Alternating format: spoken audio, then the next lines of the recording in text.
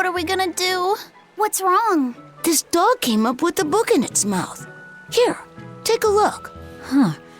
It looks pretty old. I've never seen this kind of writing before. It's not ancient Avarost, that's for sure. Part of it looks like a chronology, so maybe it's a history book? If I were to guess, I'd say they're Meliodosian characters, which would peg it at about 2,000 years old. It's more recent than Avarost, but the writing has fallen completely out of use. All kinds of notes are written throughout the book, too. Someone must have been studying it. If it's research material, that might make it Videl's book. Videl? Who's that? He's a weird kid who's way into studying history. He lives at the inn. Could you maybe deliver the book to him for us? We were told not to get too close to him, so... Yeah, sure, I guess. My book! My book! Where could I have left it? Are you Videl? Is this yours? My book! Oh, that book is super important to me. Thank you. I'm Laphicet. I hope you don't mind that we flipped through some of it. Can you actually read Meliodosian script? You recognize Meliodosian writing? That's unusual in this day and age. Oh, it's not that big of a deal, really. When I grow up, I want to be an adventurer who travels the world and explores lots of ruins. So to make sure I'm ready for anything, I've been studying ancient history, starting with the Era of Darkness. The Era of Darkness? You're referring to the Dark Period, right? Right. Almost no written records from the age have survived. But if you compare the history before and after, you can tell something major must have happened. Wow, that's fascinating. I know! Look at those two, all worked up over an old book. My little brother was just like that too. Laffy and our brother used to. We've received reports of suspicious persons in the area. Have you seen anything? Not good. They're onto us. Quickly, hide in my house.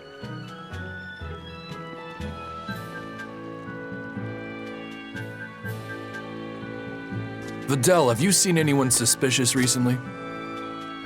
Sorry, sir. I've been absorbed in my book. That's all right, thanks. Look, I know it must be tough living alone with your mom. Just remember, your father's a praetor. He's out there fighting to protect us all. Keep your chin up for his sake at least, all right? Uh-huh.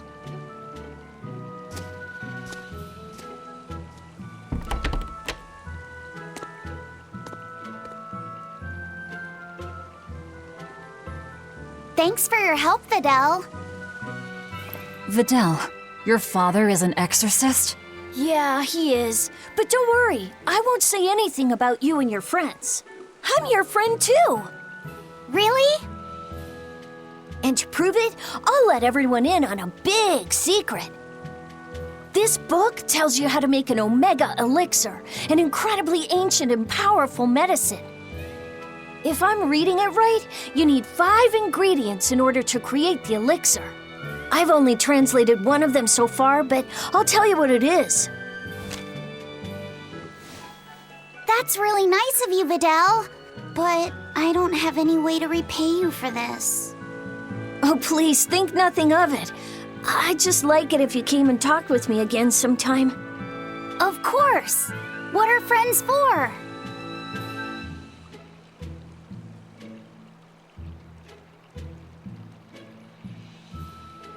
The Omega Elixir.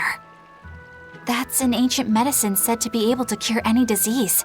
But it was my understanding that no samples or recipes survived the Era of Darkness. Meliodosian script was used prior to the Era of Darkness, so I guess it's possible that Videl's recipe might be legit. He's just a kid. I don't know how much we can trust his translation. You saw his notes. I doubt many adults could even get anything out of that book. He might be onto something. Kids are more capable than we give them credit for, especially where their interests lie. I think we can trust Videl. Laffy used to read books intently like that too. Furthermore, couldn't a hypothetical Omega Elixir be quite useful to you, Velvet? Laphicet, you look like you really want to track down those ingredients. Yeah, I do. Personally, I don't really care. But if you want to look for them, I won't stop you. Okay. This must be Longdow's dust. The ingredient Vidal's Omega Elixir recipe calls for. I can't believe you actually found it. We have to go tell Vidal. Maybe he's been able to translate the rest of the list. Yeah. Wow! Is that Longdow's dust? That's one of the Omega Elixir ingredients! You found it! You really found it! Yeah, it's proof your research is right. Thanks! I've just managed to translate the description of the second ingredient. Here, take this and... Whoa. What's wrong? Your face is red. Hey, you're burning up. It's fine. I'm pretty much always running a fever. That makes it even worse. We need to get you home so you can rest up. But I'm still translating the recipe. You heard me. All right. She's scary. Is she your sister or something, Laffy said? Well, it's kind of a long story. Oh, okay. Well, you seem to have a pretty complicated life. Do you think he's always that sick? Wouldn't surprise me. I was weak when I was a kid, too. He's probably been like this since he was born. That must be why his parents named him Vidal. It means to live. Huh. I never thought about that. Laphicet is like that too. It means one who lives. One who lives. And he wants to be an explorer when he grows up. I feel sorry for him. But if he drinks the Omega Elixir, I think he can get better. When he sets off on his adventures, will you let him aboard the Von Eltia, Eisen? I suppose I could cut him a deal. You'd charge him? I'm a pirate, kid. Comes with the territory. But I promise you, I won't charge him too much. I suppose that'll have to do. One who lives. I did not know that Laphicet's name had meaning behind it. Didn't mean much in the end. I poured my soul into getting him through. But he's still dead all the same. Hope. What a waste. You really think it was pointless?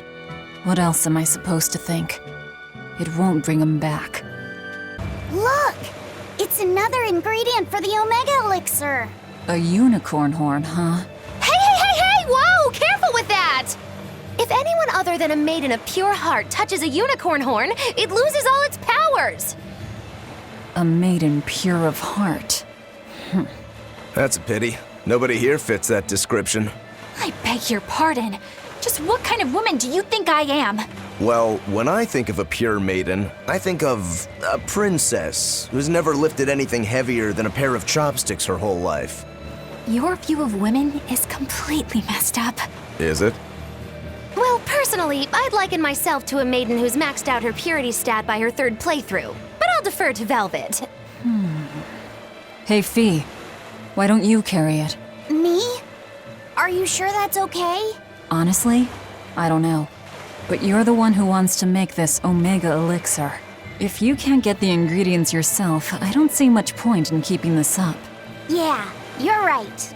Don't worry about it, kid. Magilou's just quoting some old wives' tale. Unicorn horns are actually just tusks from a kind of whale called a narwhal. Why didn't you say that sooner? Eisen, you spoil sport! I totally had them on the hook!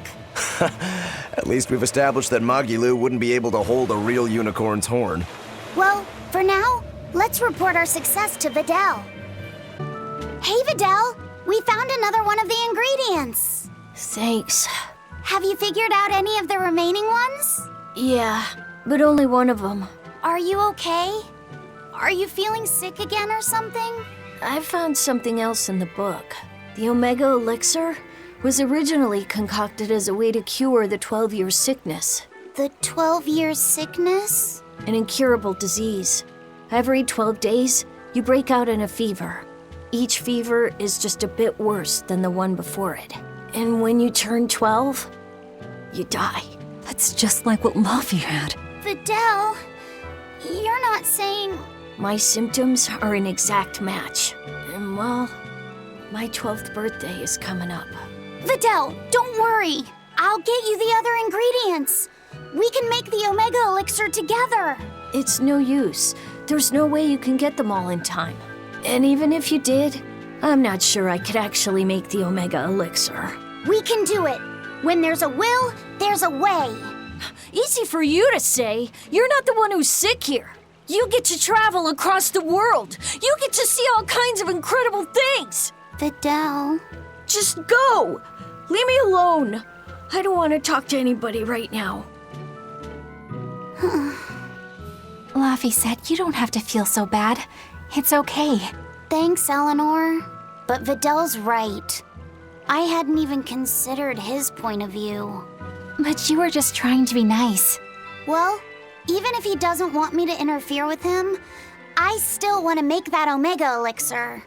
He's a friend, and he's in pain. I want to help him. Yeah, you're right. I'll help you out too.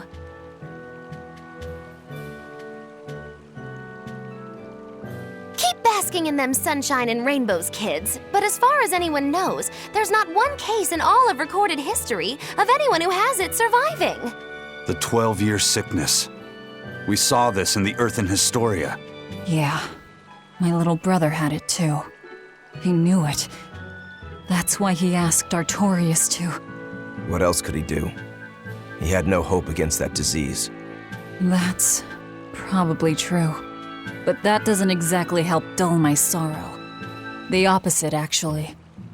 If I forgot that feeling, well, my brother deserves far better than that.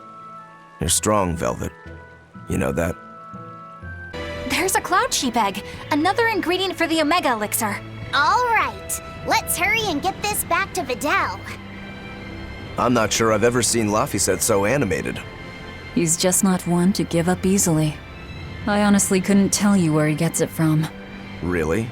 Well, I think you and Laphicet are actually rather similar. You can't be serious. Oh, I'm completely serious. And to a dumb old demon like me, it doesn't seem like a bad thing. You're Laphicet, right? Yes. Who are you? I'm Videl's mom. He wanted me to give you this note. It's the fourth ingredient. What happened to Videl? He has a high fever and can't move right now.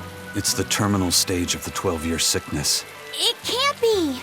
All the other kids in town avoid Videl because they're scared of the disease. But you chose to be his friend. I want to thank you for that. Videl always perks up when he talks about you. Miss Videl's mom, I know this is sudden, but can I borrow his book? If we can figure out the last ingredient, we can make medicine that'll cure him. I don't care what it takes. I'll decipher it myself and... That sounds like it could be really dangerous. I can't let Videl's friends put themselves at risk like that. Besides, I've already lent the book to someone else. I've been prepared for this day ever since I learned he had the 12-year sickness. I'm sorry, Videl. I'm sorry I couldn't give you a healthy life. What's the plan, Laphicet? Do you still intend to look for that last ingredient? Why bother? Time's short and we're out of leads. I know it's sad, but there's nothing we can do. Videl was fated for this end from the start. Is there really nothing we can do? Don't feel guilty. None of this is your fault. You've been a good friend to him. Besides, the Omega Elixir is a fool's errand anyway. How could you say that? Jeez, Velvet! Even I'd have tried to soften that one. What's there to be gained from being less direct? Sure, it might hurt now, but in time, it will be just another memory. A sad memory you'll keep tucked away for when you need it. How can you talk like that? Videl's still alive! And what about all of his research? The Omega Elixir is real! I'm sure of it! I'm not ready to give up! Then stop talking about it and keep on looking. You mean it? Once you've lost him, it'll be too late. No matter how sorry you feel, no matter how deeply you regret, regrets don't change into memories. They hang over you like a living nightmare. But you haven't lost your friend yet, or your hope. Yeah, Then hold on to it as tightly as you can. okay. I'm going to find that fourth ingredient. Let's take another look at the clues in Videl's notes. An exorcist. What's he doing here? That's... It's a world tree leaf. We need that for the Omega Elixir. You know of the Omega Elixir? You're no ordinary travelers.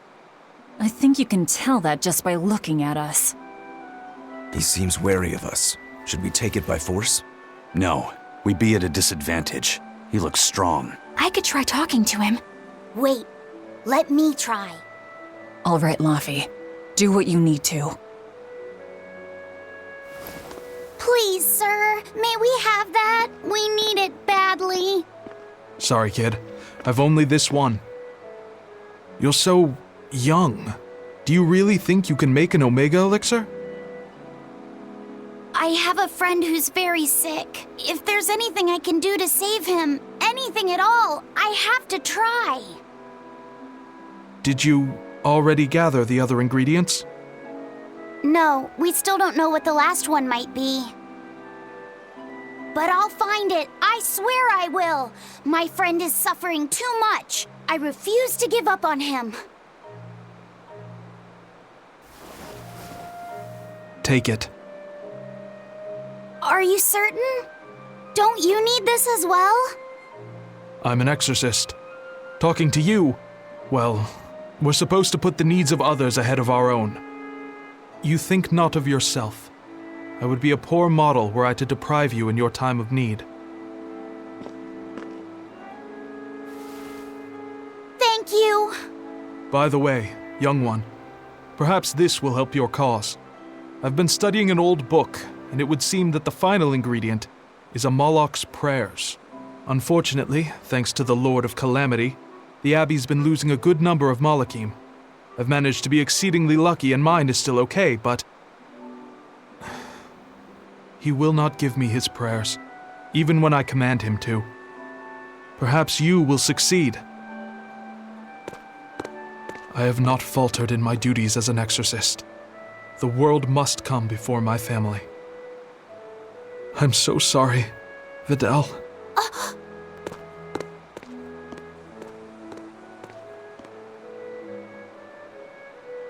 Now that we know what the last ingredient is, there's just one thing left to do.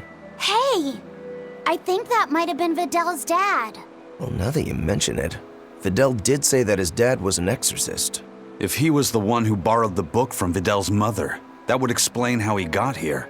Damn, though, that's cold. Doesn't that mean he was willing to give up on his son? How could he place more value in the Abbey's teachings than on his own son's life? I think he made the rational decision. Remember, he felt that there was no way he could get the last ingredient for himself, so...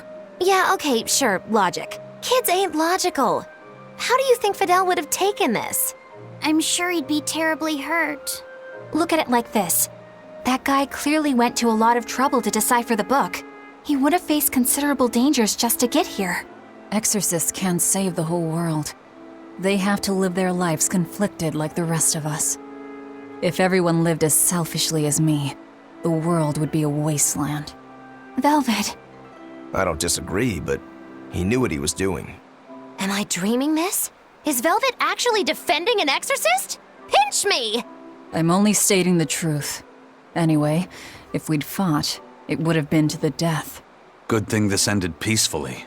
Fee, I can't tell you what's right in this situation, but if Videl does die, the sadness will be numbing. I can promise you that. Yeah, but I think even in sadness, hope can spring to life. As long as you keep living. Anyway, we've got everything we need. Let's get back to Videl's house and make the Omega Elixir. That exorcist said the last ingredient was a Moloch's prayers. That's all it is? We're in good shape then. We've got Laphicet and Aizen and Bienfu. One of you can surely squeeze out a prayer or two, yeah?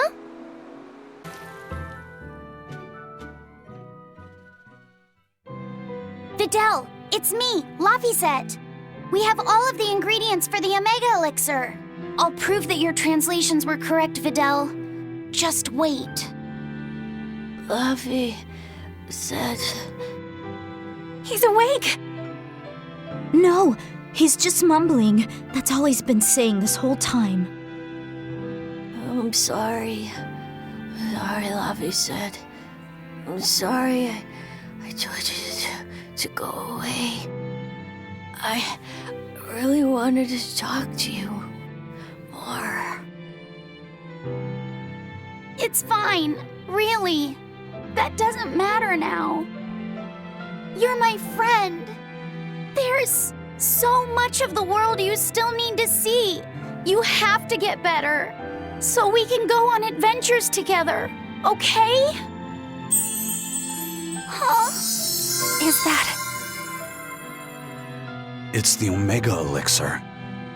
So, it wasn't really a Moloch's prayers. It was their tears.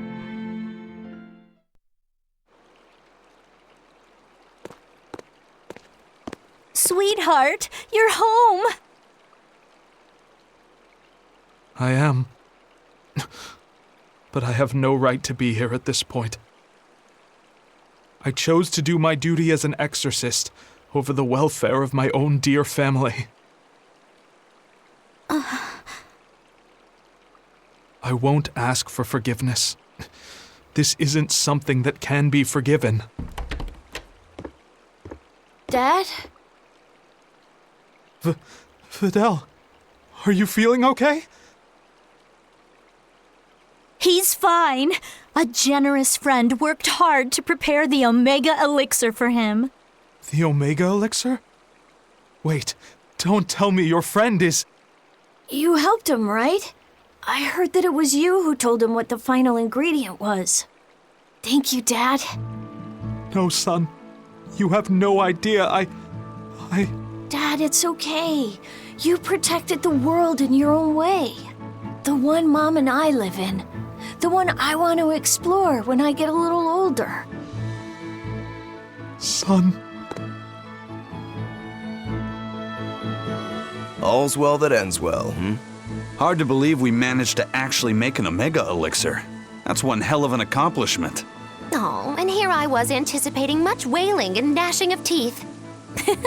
Videl turned out to be pretty resilient, huh? Can't you just say good job like a normal person? You're no fun. You did good, kid. Thanks. But I might have given up if not for Velvet's encouragement. All I did was rile you up. I wouldn't call it encouragement. Not you too, Velvet. Anyway, that was a noble thing you did, Luffy said. You really held on to your hope all the way through. Yeah, I just didn't want to give up on Videl. But I don't really think it's worth praising. I haven't felt lost like you have, Velvet. If I had, I don't think I would have been so sure of myself. Perhaps. But I think you'll still have it in you. Even if you ever do lose something dear.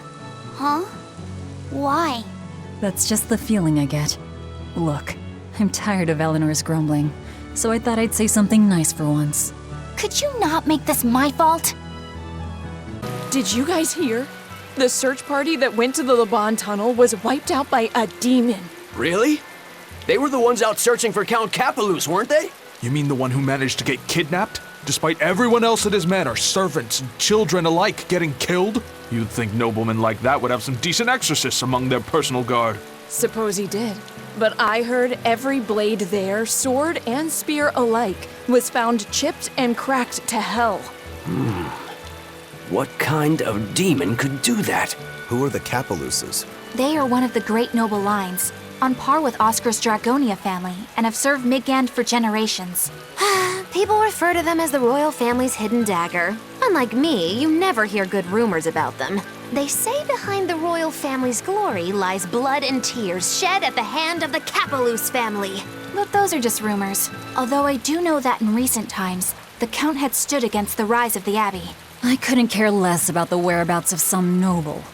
But we should be careful of the demon that took out all those exorcists. Yeah, it sounds like a worthy opponent. We won. It wasn't good enough. What do you mean? That demon was really strong. I don't mean the demon. I mean me. If Shigure were here, he'd have sliced it clean in half. But you use shorter dual blades rather than just one bigger one like him, so of course... No. He'd have done it with a shorter blade, too. You can't be serious. He's right. I think Shigure might really be capable of that. Yeah. He's done it before. Can I ask you a question? I don't mind. You want to know more about my clan? Yeah. Well, as the eldest son, Shigure became head of the clan and ran things for a while. But 3 years ago, a rumor started floating around that he was planning an insurrection, and our lord immediately called for his execution. Sounds like he doesn't waste any time. Shigure never particularly cared about our lord to begin with. All he ever respected was personal strength. Then did your lord send you to do the job? Yeah. The only thing that can take down a Rangetsu swordsman is another Rangetsu swordsman. I thought I could handle it. I knew his every trick and had the time and place all planned out. But when it happened... You got your ass beat. Yeah. He made a fool out of me. I came at him with a greatsword, and he just used a small one. All the training I'd done, I couldn't land a hit on him. A rude awakening if there ever was one. Damn straight. I couldn't deny it. Shigure cast aside my greatsword and just laughed. Train harder, he told me. I was so frustrated by my weakness, my inexperience. So much so that I wanted to end my own life. So much so that I turned into a demon. Rokuro. In the end, Shigure escaped, and I was arrested for failing to perform my duty and sent to the prison island. And the rest, as they say? So you regret not being able to kill your brother? Huh. I know it sounds crazy, but that's just who I am. I'm not here to judge you. I'm just using you for my own purposes. As long as you fight my enemies, that's all that matters. That's the plan. That's what I do best as a demon. First mate, sir, I heard an interesting rumor. Apparently Vortigern came under attack in the middle of reconstruction. The place was completely sacked. Are you serious? Any idea who did it? They say it was a single demon. He called himself Lancelot de Capulus and challenged one exorcist in particular to come try and fight him. Lancelot. That's Count Capelus's first name. The nobleman they say was kidnapped? Did he turn into a demon? Or is this some kind of scheme? Hey, any chance you know if the exorcist he wants to fight is Shigure? Yeah, he seeks a duel with Legate Shigure Rangetsu, or so the rumor goes. That's the real Count. That's a bit of a leap. The Count is a prideful man. But when the Abbey stole his political power, his own former servant Shigure rose to Legate and suddenly outranked him. The disgrace must have been worse than death. Then the lord your family used to serve was... That's right. The Capeluses. Then, if the Capeluses were the royal family's hidden dagger, the Rangetsu clan was its blade. A demon that can wipe out Vortigern is no joke. If we could team up with him, that'd give us a real edge. That's a real big if for some of us, Aizen.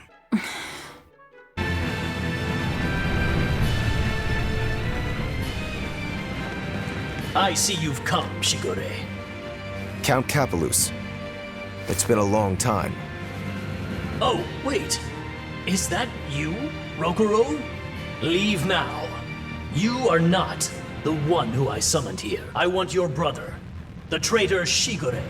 Sir, if I'm not mistaken, I believe Shigure's execution was assigned to me. Ha! Oh, please. Don't make me laugh. You had your chance. You couldn't even scratch him, you wretched dog. Frankly, I don't need any Rangetsu to do my bidding any longer.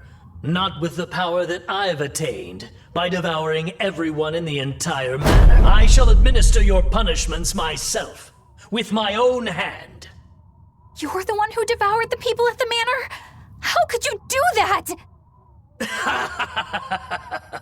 I never knew humans were so delicious. After I make a meal of you and the rest of those damnable exorcists, this will be my kingdom, my feeding ground! Welp, it looks like the only thing that got abducted was this guy's conscience. Remain there, Rokuro. Your lord commands you! Wait and be thankful that your blood will stain my blade beside your brother's. There's no reasoning with this guy. Wait, Rokuro? I refuse. If you simply wanted to eat flesh, then perhaps I wouldn't stop you. But dying to you would make a mockery of the Rangetsu name. Turn your blade on me or my brother and we won't hold back. Not even against an impotent lord. You! How dare you speak to your master like that? I'm sorry. I know you were hoping to negotiate an alliance. Don't worry. I don't think he's someone we could fight alongside. Come on, Rokuro. You wanted to kill him from the very start, didn't you? No. Well, maybe a little. So you did want to. You're a pretty scary guy when push comes to shove. Whatever happened to honoring your ancestral debt? I don't think I'm a hypocrite. My debt was made when I was human. That has nothing to do with the demon I am now. That's how you really look at it? I do. I incurred my debt toward you after I became a demon, and you can count on me to repay it. I'll take your word for it then. But Rokuro, when the Count said he was going to kill Lord Shigure, was that really something impossible to forgive? How do I say it? I will kill anyone who disparages a Rangetsu's skill. That's all? That's just nonsense. I'm sure I sound like the Count. I won't ask you to understand. Of course I don't understand. But still, I don't think it's nonsense. There are just some things a person can't surrender. I heard you guys managed to beat Shigure Rangetsu. Word travels fast again, as usual. As I understand it, succession of the Rangetsu clan goes to the one who kills his predecessor. That means you're the successor, Rokuro. Or have you taken the name Shigure now? You have to kill the head of the clan to succeed them? I don't intend to step up as the new head. But how do you know about my family's customs? We're all part of the same underworld. Word travels. A long time ago, we tried to assassinate another Shigure, but we lost 30 of our number instead. Naturally. It'd take more than that to do a Shigure in. In retrospect, I wonder if even 300 men would have been enough. Your Shigures are a tough bunch. Look at your brother. He was a legate. Yeah, he was probably the strongest head the clan ever had. That being said, did you know there's a demon out there not even he managed to cut down? Are you serious? That must be some crazy demon if a legate couldn't even take it down. Tell me about it. It was a swordsman who looked like a dragon. Shigure was sent to exterminate it, but came away empty-handed. And quite recently, it was sighted at the Empyrean's throne. Sounds like a job only I can handle. Wait. You're not the only one here. Only fools rush in. Don't bother, Magilu. Yeah, you should know better. He won't listen. Besides, I think we're all fools here. Point taken. A dragon swordsman not even Shigure could kill. I'm getting excited just thinking about it. Good luck.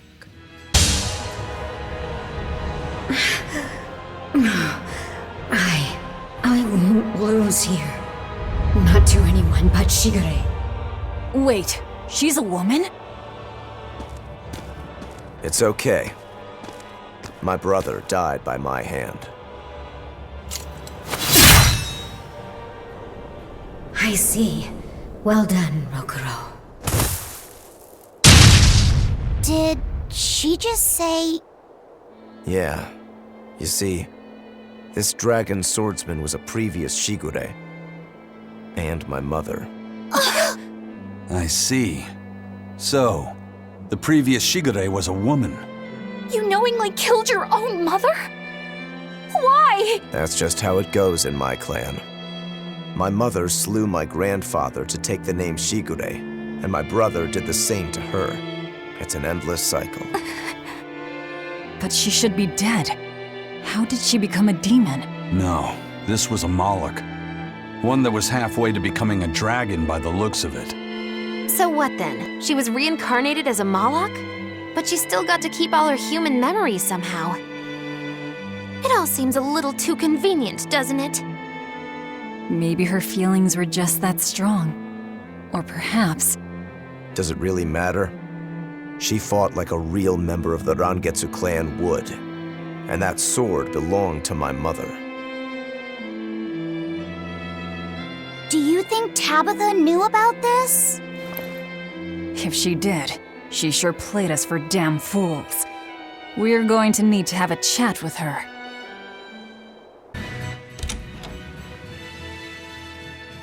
So your fateful encounter was a success.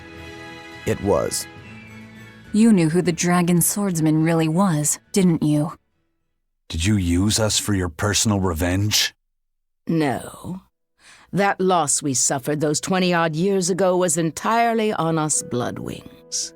Hell, that Shigure was so good she managed to fight our people off while holding a newborn with one hand.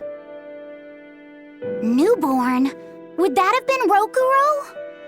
I always thought the Rangetsu weren't ones for being sentimental. I was so surprised, I asked her why she did it. She had blood all over her face, but she looked at me with this very soft smile and said, "This precious child has the potential to cut me down and go on to be the strongest swordsman. It's my duty to protect him." I see. The name will be passed down no longer. But at least that wish I could fulfill. I owe you one, Tabitha. And I you. That's one long-standing worry that I can now let go. Are you sure you're okay with this, Rokuro? The Shigure, my mother, was a strict person. When I was a kid, she was always scolding me for something. But for the very first time in my life, she actually praised me. That felt really good to hear. Rokuro. And I also learned why Shigure hadn't been able to carry out his mission. It's not that he couldn't kill her, he just chose not to. To take the life of one's own parent, that is an experience you don't need to have more than once. Even as an exorcist and a demon. Yeah. At least that's what I think.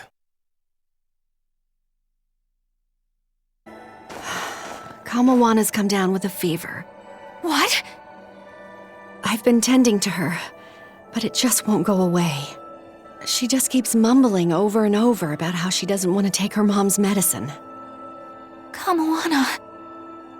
We've heard her talk about her mom's medicine before, haven't we? I gather that it's something her mom used to make her take whenever she came down with a cold. It might be something specific. If there's any left, it would be back at her old house in Haria, right? Probably. I don't know if it'll work now that she's a Therian, but I'll go and try to find it. You'll do no such thing. I'm sorry, but the Abbey's still looking for you, and there's no way I'm about to hand you over. Don't try to stop me, Velvet. Look, we'll go to Haria. You stay here and take care of Kamawana. Eleanor. Velvet, if you try to fight Medusa, it won't end well. And I would back her up, too. Look, if we have time to argue about this, we have time to go find that medicine ourselves. Yeah, I guess you're right. Thank you. Eleanor, why are you going so far out of your way for Kamawana? After my mother was taken from me, I found myself an orphan of the Abbey. I grew up figuring that I'd probably become a nun and spend my life in mourning. But on the night of the Advent, my inner resonance awakened. I honestly believed that I had been given the power to change the world for the better, you know? Less sorrow, less suffering. But even after I donned the mantle of the exorcists, I was still pathetic, full of ideals, but so ignorant of the way things really work. That ignorance is what drove me to go after Mahina and take her away from Kamawana. I can't change the past, but at the very least I can atone. I'd do anything to give her a chance. All right then. She's in your hands. We'll be as quick as we can. What? What was that I just felt? Laphicet? Is everything okay? Yeah, it's just... I don't know how to explain it, but I sensed something, and it wasn't good. It's like something dark dug itself into my chest. Eleanor's the same as always, right, Rokuro? Nothing different? Yeah, same old fired up Eleanor. At least, that's what she projects. Hey, if you were thinking of going this way, you should reconsider. And why's that? A real nasty demon's taken root up in Haria village. It's a huge troll with a big old club. And this isn't the first village the brute has taken out. Did you say a troll? You didn't happen to hear if the troll was wearing a large jewel, did you? Yeah, I hear the greedy beast's been going around stealing all sorts of treasure. It's a demon.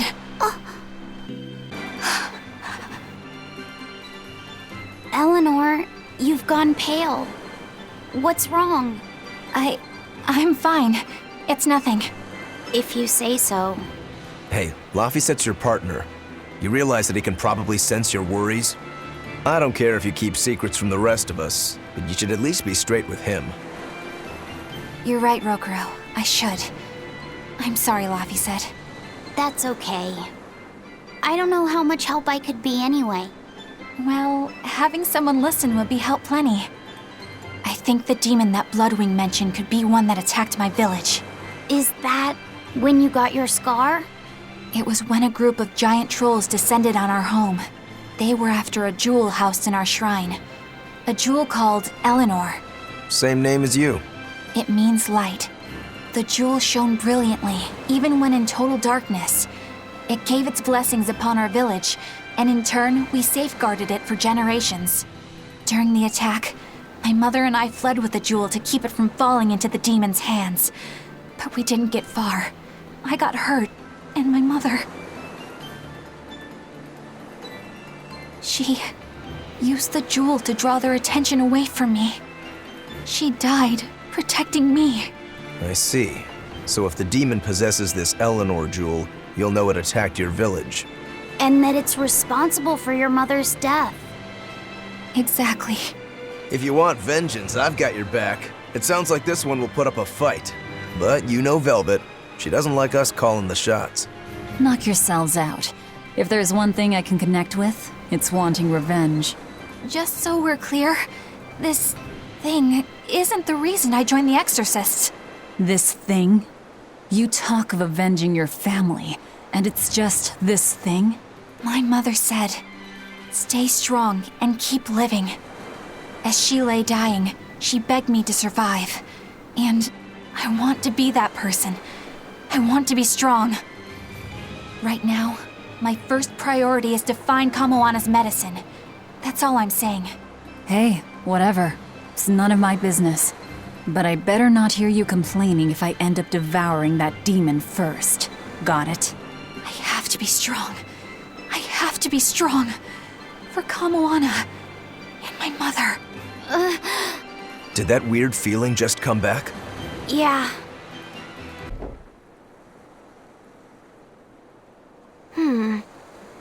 I'm not seeing any of those demons we heard about.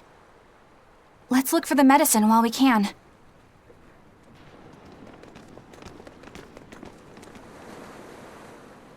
Hey, this is what we're looking for? I think so. Hey, there's a note attached to it too. A note? Is it instructions on how to prepare the medicine? No, it's more like directions on how to administer it. This medicine is extremely bitter. Kamoana hates taking it. If she develops a fever while I'm away, you need to do specific things to get her to take it. There are 3 ways.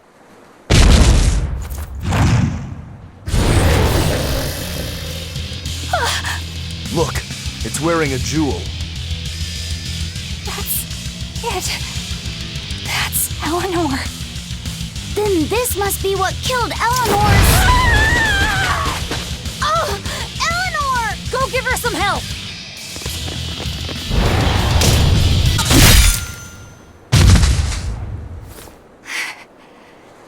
did it.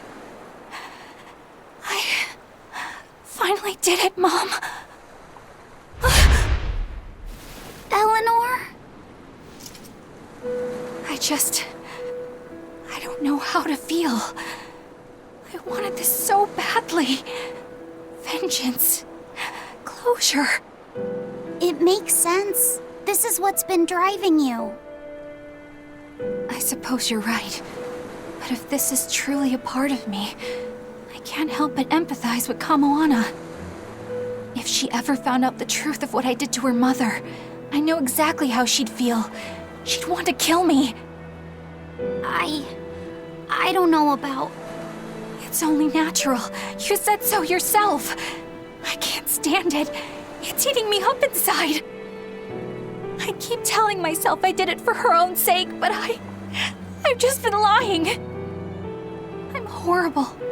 If Kamoana ever attacked me, maybe I'd end up killing her too, just to save my own worthless skin. That's not who you are. It is exactly who I am! And besides... Kamoana's only alive because she ate her own mother! I have a hard time believing that any salvation awaits someone like her. Ah, of course.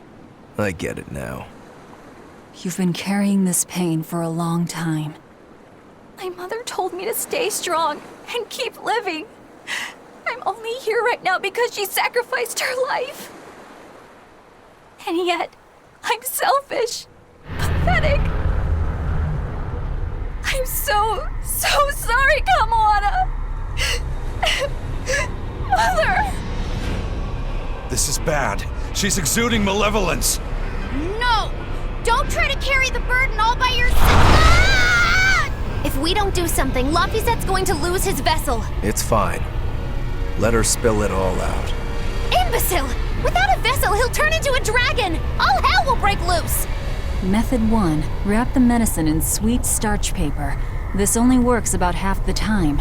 Usually she just eats the paper and spits the medicine back at you. Method 2. Mix it in with your meals without telling her. It tends to make the food bitter. I think she's catching on. It's gotten harder to trick her and she may refuse to eat. Method 3. Pinch her nose and force her to swallow it. But be very careful. She will struggle and try to bite. You don't want to lose a finger. Is this really the time? Is that the note you found? Yes. It's the one Mahina left with her daughter's medicine. Her duties must have often taken her away. Someone else had to watch Kamoana. Her fevers are caused by mental distress, but for some reason she believes that these bitter berries are medicine. If she takes one, her mind will stop racing and she will calm down. I realize that this is an awful lot to ask, but please, I love her very much. Please make sure that she takes her medicine, no matter what you have to do. She can be awfully stubborn, but deep down, she's just a kind-hearted girl who's very, very lonely. Please, please do what you can for her. I can't thank you enough for your help. I didn't realize that her mother was so... Yeah, it looks like her mom had a bit of a forceful streak with her, doesn't it? Nobody's a saint in this world, not even our own mothers. If they need to, they'll lie and use force.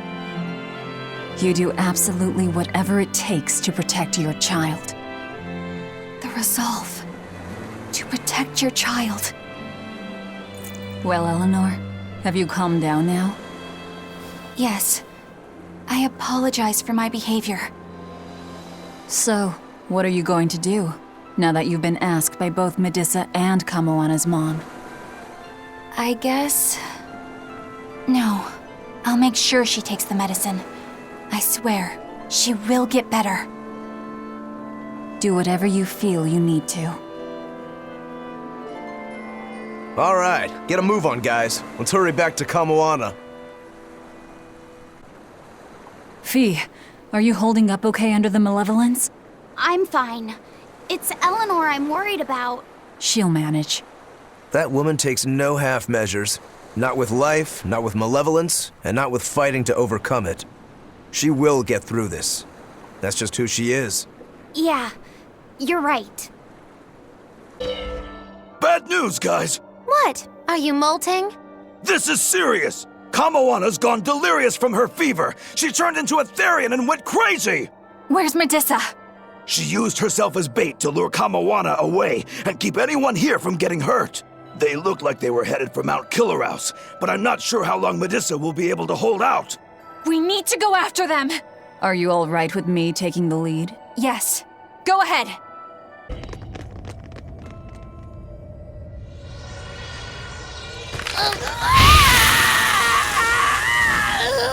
Kamawana, honey. You're hungry, right? It's okay. You can eat me if you need to, if it means you'll go back to your sweet, normal self. Stop!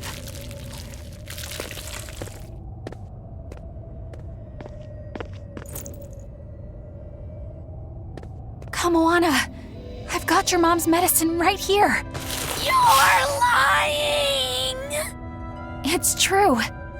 Your mom heard you had a fever, so she sent us this medicine to give to you. No! I hate it! It tastes so bitter! It's okay. It's not bitter. Your mom figured out a way to make it sweet, just for you. I don't believe you! You're lying! Lying! It's true. Here, see?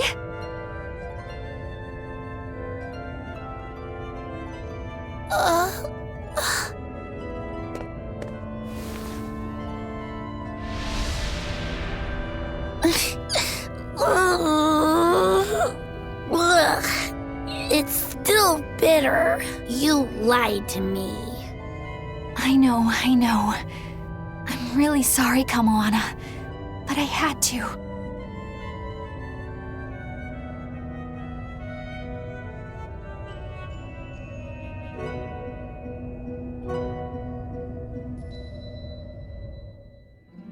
Kamawana's fever has finally broken. She seems to be sleeping soundly. Well, that's one crisis averted. Eleanor, I couldn't have done this without you. Thank you. I was just following your example. You're really prepared to pull out all the stops for her, aren't you? I am. I don't know how this will all end up, but it just feels like the right way. I may be weak, but as long as I can stay true to myself and live life as fully as I can, I figure my mom will maybe understand. You already seem pretty strong to me, Eleanor. Seriously? What could ever make you think that? It's the parts you don't think about that are the strongest. That doesn't even make sense. A mother's not ever going to be that hard on her child, no matter how they turn out. Mothers just want their children to be well and to live a happy life. I'm sure that's what yours meant for you. You think? Sounds right to me. If you ever become a mom yourself, you'll understand. I can't say I plan on it right now, but duly noted. Eleanor! What's wrong? Why is your face all red? Is it? It's just, you see... We're just having a little girl talk amongst ourselves. You're free to join if you like, though. What? No thanks. Sorry to interrupt. Maybe I shouldn't have teased him so much there. I may not be a mother, but I think I do understand. When I'm around Laphicet and Kamoana, strong or weak, level-headed or a little lost, it doesn't matter. All kids deserve to have a good life. Kamoana, has your fever finally gone down? It has, and it's all thanks to you. But now there's something extremely important that she must ask of you. Would you hear her out? You sound really serious. What is it? I want you to open my treasure chest with me. A treasure chest? What's inside? Well... Treasure, of course. So it's a secret. But it's a really, really, really important treasure. How important are we talking here? Would you risk your own life for it? I totally would. It's at least that important. Maybe more. Well, if it's that important, then I guess we'll have to help you. Yay! Thank you. Where's the treasure chest then? On some ice. Floating out in the sea. Next time, you should probably leave it somewhere a little safer, Kamoana. Oh, and you can't open it without the key. This is getting more complicated by the second. Well, if you leave a treasure chest unlocked, you're just asking for trouble. Okay. You've got me there. Do you remember where the key is? It's in Dial's pocket. I slipped it in while he was sleeping. Yeah, I don't like where this is going. What else was I supposed to do? It's a secret key. Yeah, I know. All right, let's go hunt down Dial. Good luck. Why the hell did I have to be an old lizard? Why couldn't I be a salamander? Then at least I could breathe fire to warm myself up. Don't move, Dial. We're going to search you now. What? Why? I haven't done anything wrong. Today. No key.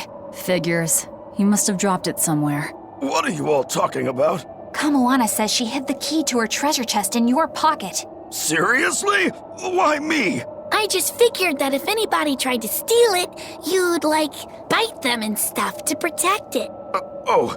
I'm sorry I didn't live up to your expectations. Any idea where you might have dropped it?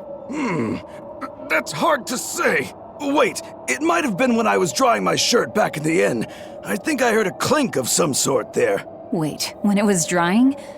Don't you know to check your pockets before you do the wash? Come on, I'm a bachelor. You're expecting way too much from me. Well, I guess we should check the inn next. There it is! This must be the key! Yay! You found it! I knew you could do it, Eleanor.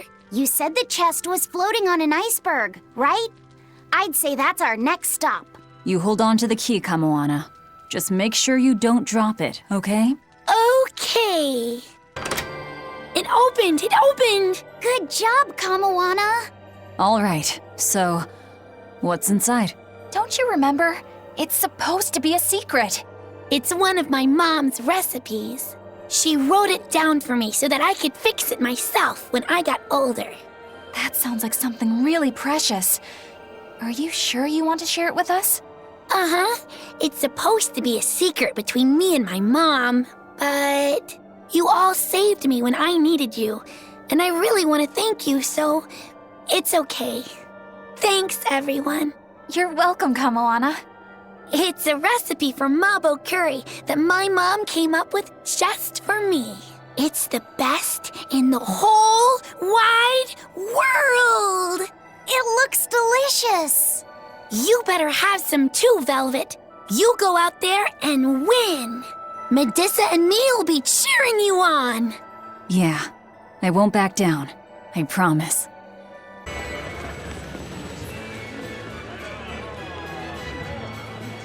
What's with this crowd? Majalu's troupe just put on a real show. Man, it was the best! Her dancing was every bit as great as I'd heard. Wow, the Majalu? Surely you mean Magilu! Has my time to bask in fame finally come at long last? No, we're talking about Majalu, not Magilu. You know, Lulu, the famous dancer? She actually goes by the majestic Lulu, but everyone calls her Majalu. Just watching the beauty of her dance, you can't help but feel like maybe everything's gonna turn out okay in the world. Sounds like a pretty cheerful act she has. Cheerful? This is all a ripoff! She's just trying to pass off as Magilu's menagerie and profit from our good name! What good name? We don't actually perform anything.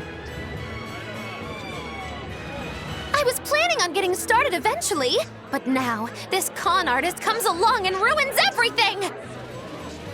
I can't just ignore that, you know. It's Majalu! You did great today, Majalu. I loved it. Thank you so much. But according to my teacher, I still have a long way to go. I'll work hard to do better next time, so I hope you'll come see me. Majalu's teacher is a dancer named Balta, whose immense talent brought him all the fame in the world. But Balta suffered a tragic injury that took him forever from the stage, and now Majalu was working hard to carry on his dream. So, you're Majalu then? I am. My teacher and I work really hard to put on performances that'll leave a lasting impact. And I refuse to let anyone call me a phony. Oh? And how do you propose to stop me? Taking it to the stage and seeing which one of us can better hold a crowd? Yes, that's just what I was hoping for. Lulu, don't go around picking petty fights. But sir, this woman, she... You should know better. If you have the energy to spare spitting vitriol at people, you should refocus that anger into moving your body. If you need to express yourself, do it on the stage. Yes, sir. You're right. Teacher, is the pain acting up again? It's no matter. What does pain compare to losing the ability to dance? Anyway, what matters is how you're holding up. I'm fine, sir. Good, then let's head back and practice some more.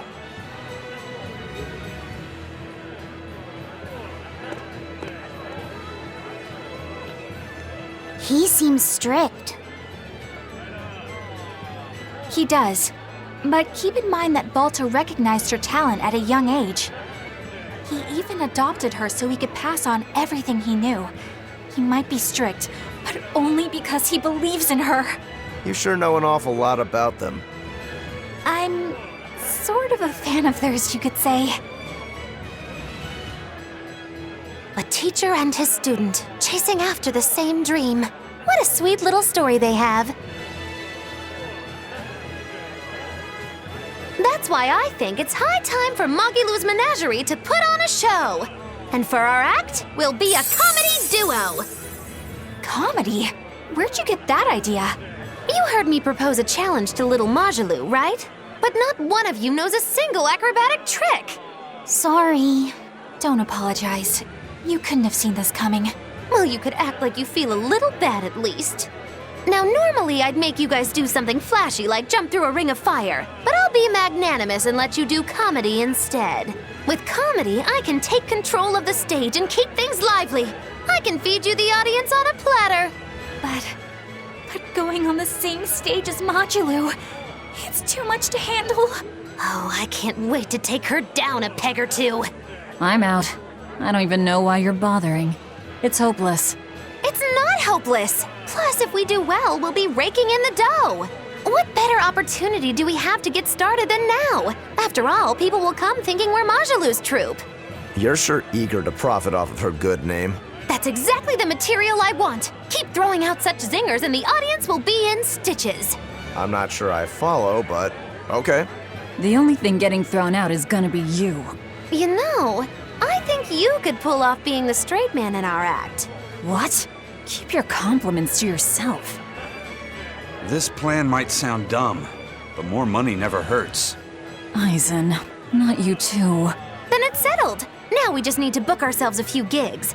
I've got an in with all the stage directors in town. For now, I think everyone should pair up so we can figure out just what sort of comedy chops you all have. Everybody? Even me? Certainly. Each one of you is a part of Magilou's Menagerie, after all. I'm not so sure about this. Hey, it's you! Magilou's Debauchery. It's Menagerie. I finally get a chance to see the famous Magilou's Menagerie. I've been waiting forever to meet up with you again. Meet up with us? Why? Well, with my bad luck, I've always just missed out on seeing your splendiferous performances. So, well, I made my own menagerie. The Abbey is a mess, and people everywhere are scared. Demons abound, and, well, everyone's so gloomy. So I thought that this is exactly the time when people need something fun and happy to lift their spirits. My troupe is still in training, but we're almost ready. That's wonderful. What do you call yourselves? I wanted something with power, impact. So behold, we are the Dark Wings. Dark Wings. Huh. Hey, what gives? That's a terrible reaction. You're trying to cheer people up, right? So why dark? And dark wings only make me picture crows. Or bats, maybe. Really? When I think of the Dark Wings, I think comedy. Maybe I should rethink this. Oh, I got it! We'll be the Dark Smiles! Sounds like you've got a pretty dark sense of humor. You really want to go with such a dark-hearted name? Okay, fine. The Dark Magic. No, the Dark Circus. No, that's no good. The Darkest Hour. The Dark... Maybe you could try losing the dark part. Good point. All right then. How about this one? The Peddlers of Joy. We don't accept solicitations. Fine, forget you. I've made my decision. We're Darkwing Menagerie of Comedy, and that's final. You really went all out. Still, you've got zing, kid. Here's hoping you have many dark years to come. Magikazam! Thanks! That makes us rivals now, but still, from one entertainer to another. Good luck. About that Magikazam of yours?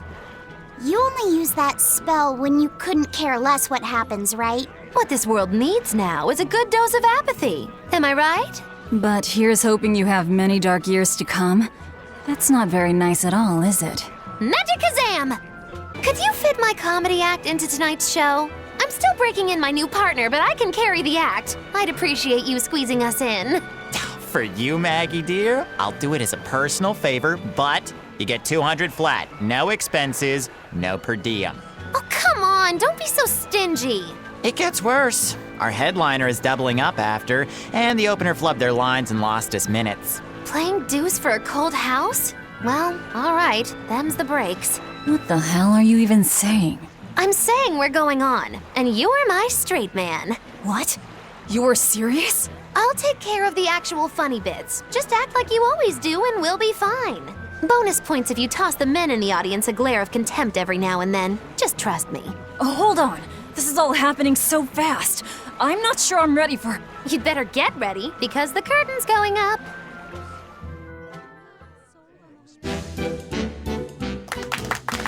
Hi there! We're Moggy and Val, your lovely comedians for today! Magikazam!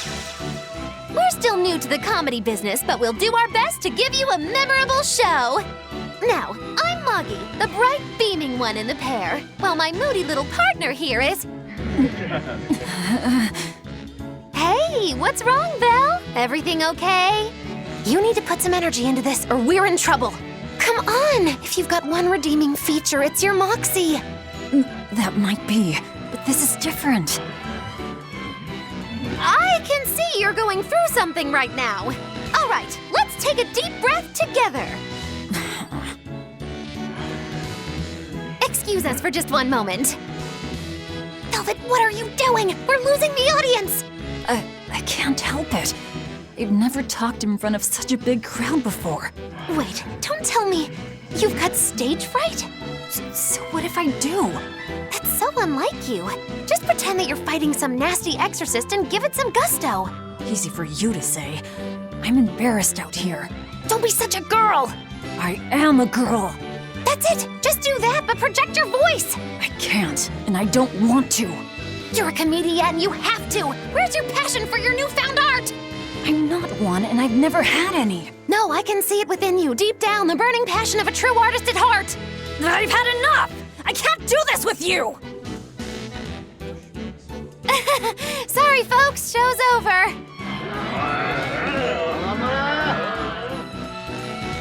Well, you've certainly shown me something new. A comedy team that just stands on stage whispering to each other. We're going for a brand new comedic style.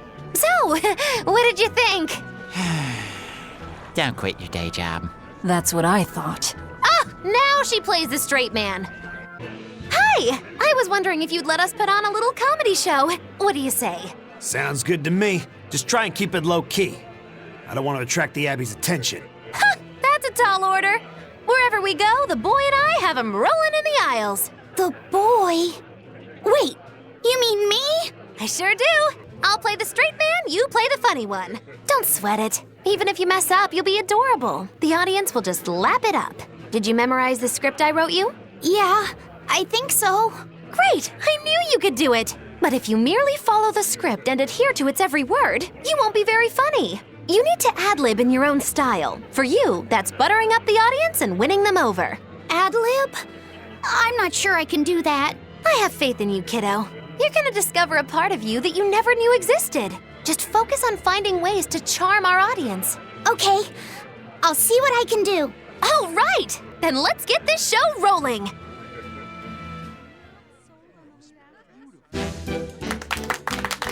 Hi there! We're A Boy and His Witch, your partners in comedy today!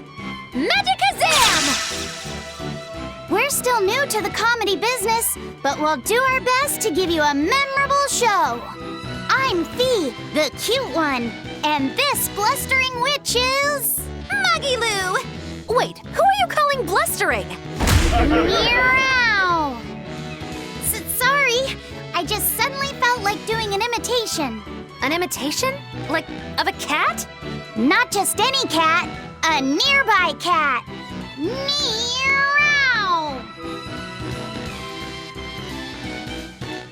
You're losing them. Time to go on our charm offensive.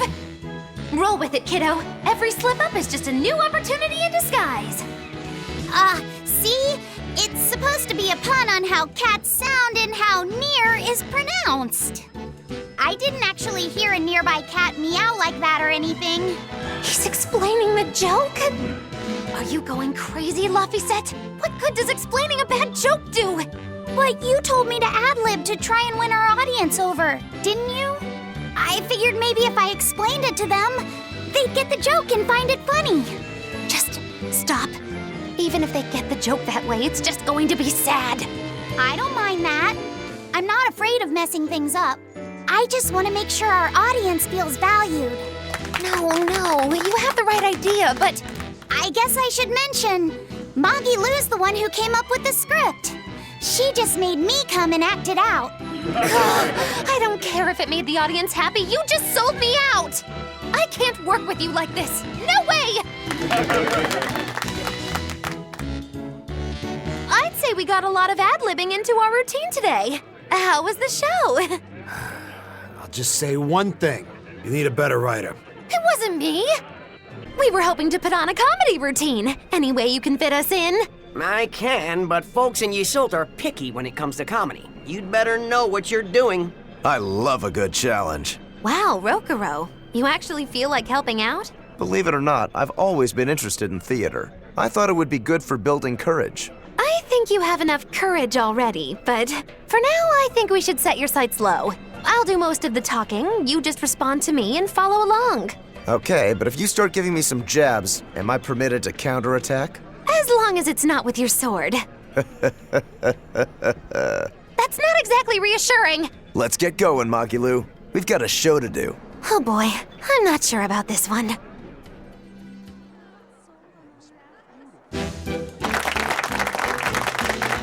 Hi there! We're Maggie-Lou and Rokuro, a wild, rough and tumble pair!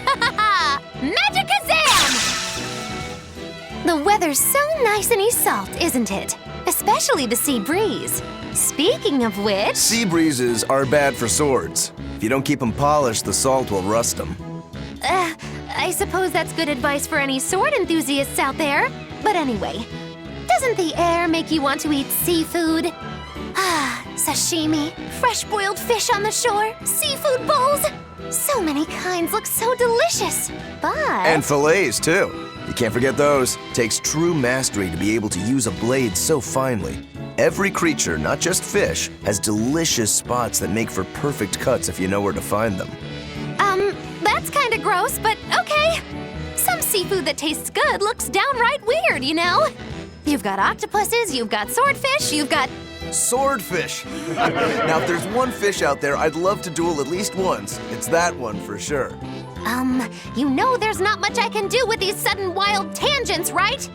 No. You see, I was just making a gag about how I'm a swordsman, so a swordfish would be like my rival, you get it?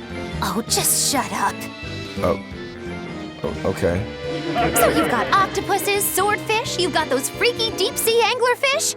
Some say the more bizarre-looking the fish, the better its taste. Maybe it's true. I love pufferfish, and they're really weird, round-shaped. Speaking of round animals, I once met this round-looking guy named Armadillon. I'd never seen anyone so round before or even since. I can't take it anymore! You're a nightmare to work with! That turned out pretty funny. Yeah, well, I feel like our material could have been better. What's your take on it? I'll just say one thing. If nothing else, your partner was a convincing fool. I don't think he had to act much. You think so? No, you're just a free spirit nobody can hope to control.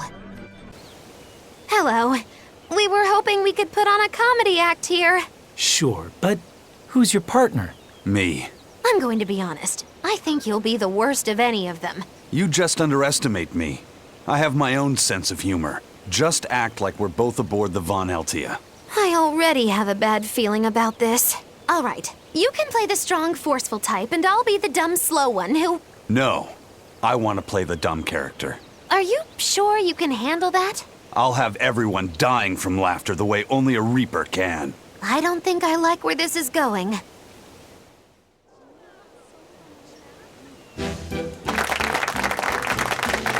Hi there! We're your friendly comedy duo, Death by Laughter! Magic Kazam! Huh? He just stole my line! Thank you all for coming here to see us today. Now, when you think of Rakugo, you of course think of classic characters like Hatsuan, Kuma-san, Oya-san, and there's the neighborhood retiree, and Yotaro the fool who... Whoa, hold it! What are you rambling on about? Does it matter? I'm just trying to get a feel for the audience. Every comedian does it. Not anymore! Speed is key nowadays. Speed! You need to be snappy and get straight to the point! Well, I object. Comedy that forgets the old classics has no future. What's old is tired. Comedy is always evolving. It has to. You must be some new wave type then. Did you just click your tongue at me? No.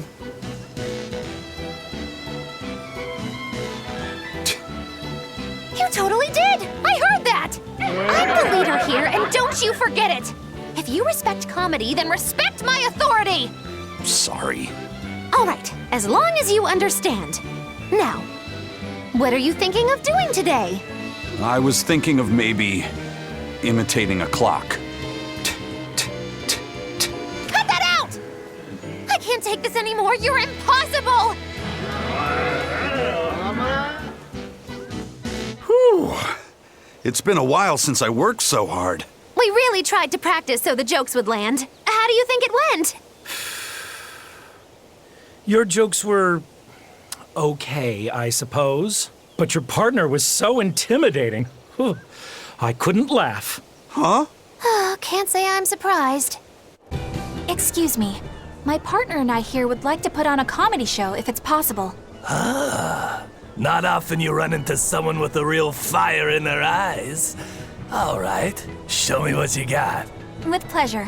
Eleanor, I'm impressed. I didn't know you had this sort of initiative. You just have to do what you have to do, right? Besides, if we pull this off, it could be our chance to get closer to Majulu. Did you say Majulu? I haven't seen her recently, but she seems to be making a name for herself in Logris. Yeah, her dances are really beautiful. Do you know her? I do. Her and her teacher, Valta. Now, I'm not saying Majulu isn't great, but Valta was utterly sublime. I worry about him pushing Majulu so much, to be honest.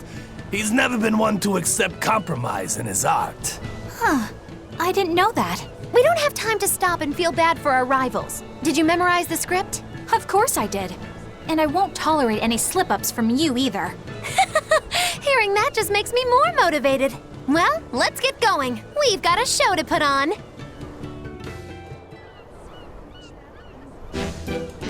Hi there! Thanks for having us again! The Bienfu Keepers! Magic Kazam! Whoa, back it up. Again? If we're supposed to be regulars here, then why does everyone look like they've never heard of Bienfu? And what's with this Magicazam stuff? Is that some kind of spell? Gosh, it's really been getting cold here lately. Are you just going to ignore my questions? What does it matter? Aren't you too cold to worry about things like that? Does this feel summery to you? I can be cold and ask you questions at the same time. Actually, it is rather cold. See? I said it was cold! In fact, I've been so cold lately, I even set fire to my clothes! Isn't that going too far? Well, that's how cold I was. In fact, that wasn't enough, so I set the house on fire too! Your house? Why would you do that? Oh, don't worry. It doesn't bother me at all. And who said it was my house? The one I set on fire was yours. That's a crime, you know. Huh? What's wrong? That's not in the script.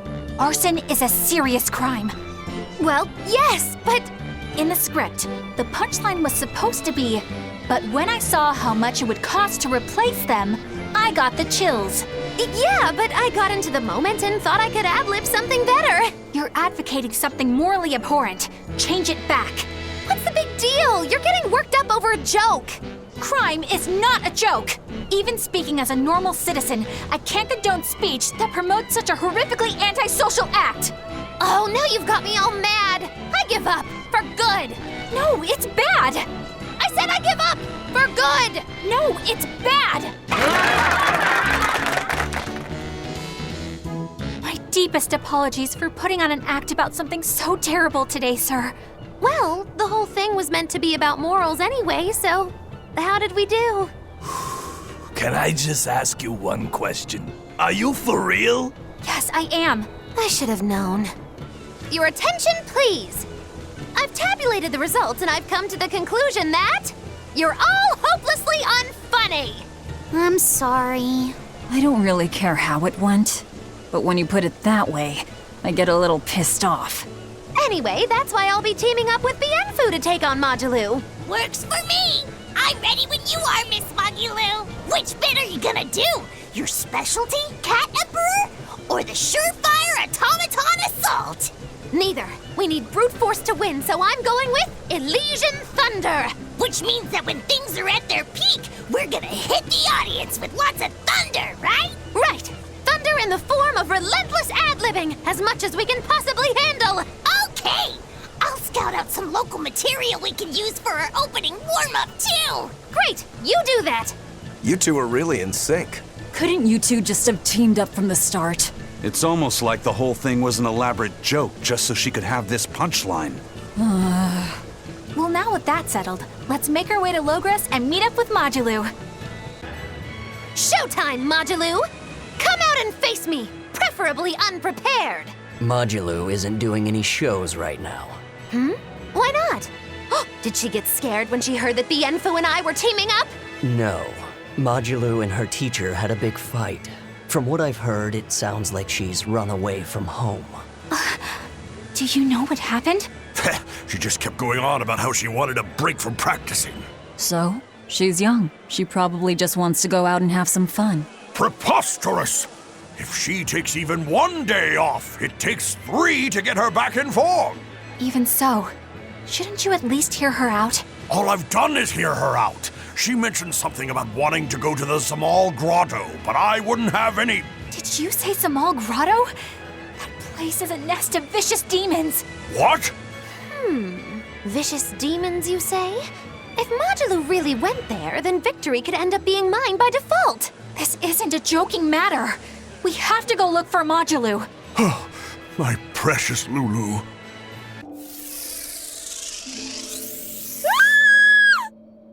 There's our little runaway!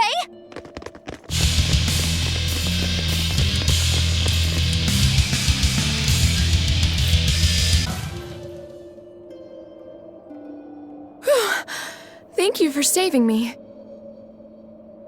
We heard you stood up to Volta and ran away. Is that right? No, it's not like that. Say no more. I used to have a real pain of a teacher, too. I know what it's like. Teachers aren't good for much other than running their mouths and bossing people around. They just try to pick out your flaws. They don't even see how hard their students work for them. Yeah. Volta wouldn't even listen to me when I tried explaining why I wanted to come here. He's always like that. All he cares about is dancing. He won't talk about anything else. It's just that sometimes there are other things I want to talk about. I hear you on that. Surely you can see you don't need to work yourself to death just to please that mean old man. If you need somewhere to go, we always have room in Magilu's menagerie. I don't know. I don't think I'm cut out for it. Lulu, are you all right? Sir? What are you doing here? What are you doing here? Don't you know this place is dangerous? I heard there might be an herb here that could make your injuries stop hurting so much. You came here for me? What were you thinking? You think it's just all right to throw your incredible talent down the drain like that? Now, just a minute. Lulu, the only thing I care about anymore is seeing you become the greatest dancer in the world. I know it's selfish of me. I don't mind if you hate me for it. Just whatever you do, don't waste your talent. Lulu, your dancing brings so much joy to people, and it's during a time when there isn't a lot of joy to go around. Volta.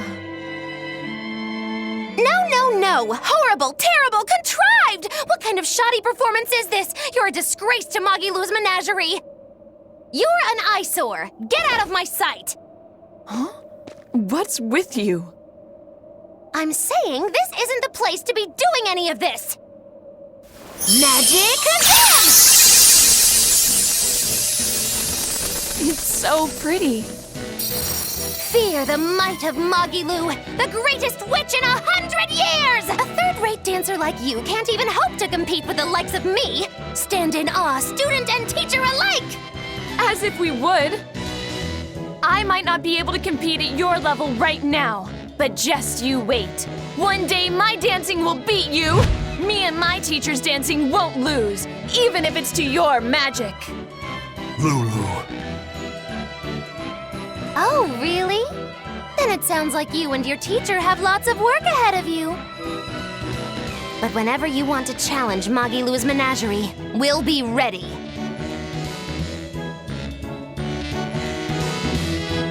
Thank you, Magilou. Huh? For what? I mean, for spurring Magilou on. Color me surprised. Well, I don't know if I'd say that. Who can say? It's anybody's guess what Magilou and Volta do from here on out. Very true. She could be crushed under the weight of his expectations. She could simply reach her limit and lose hope.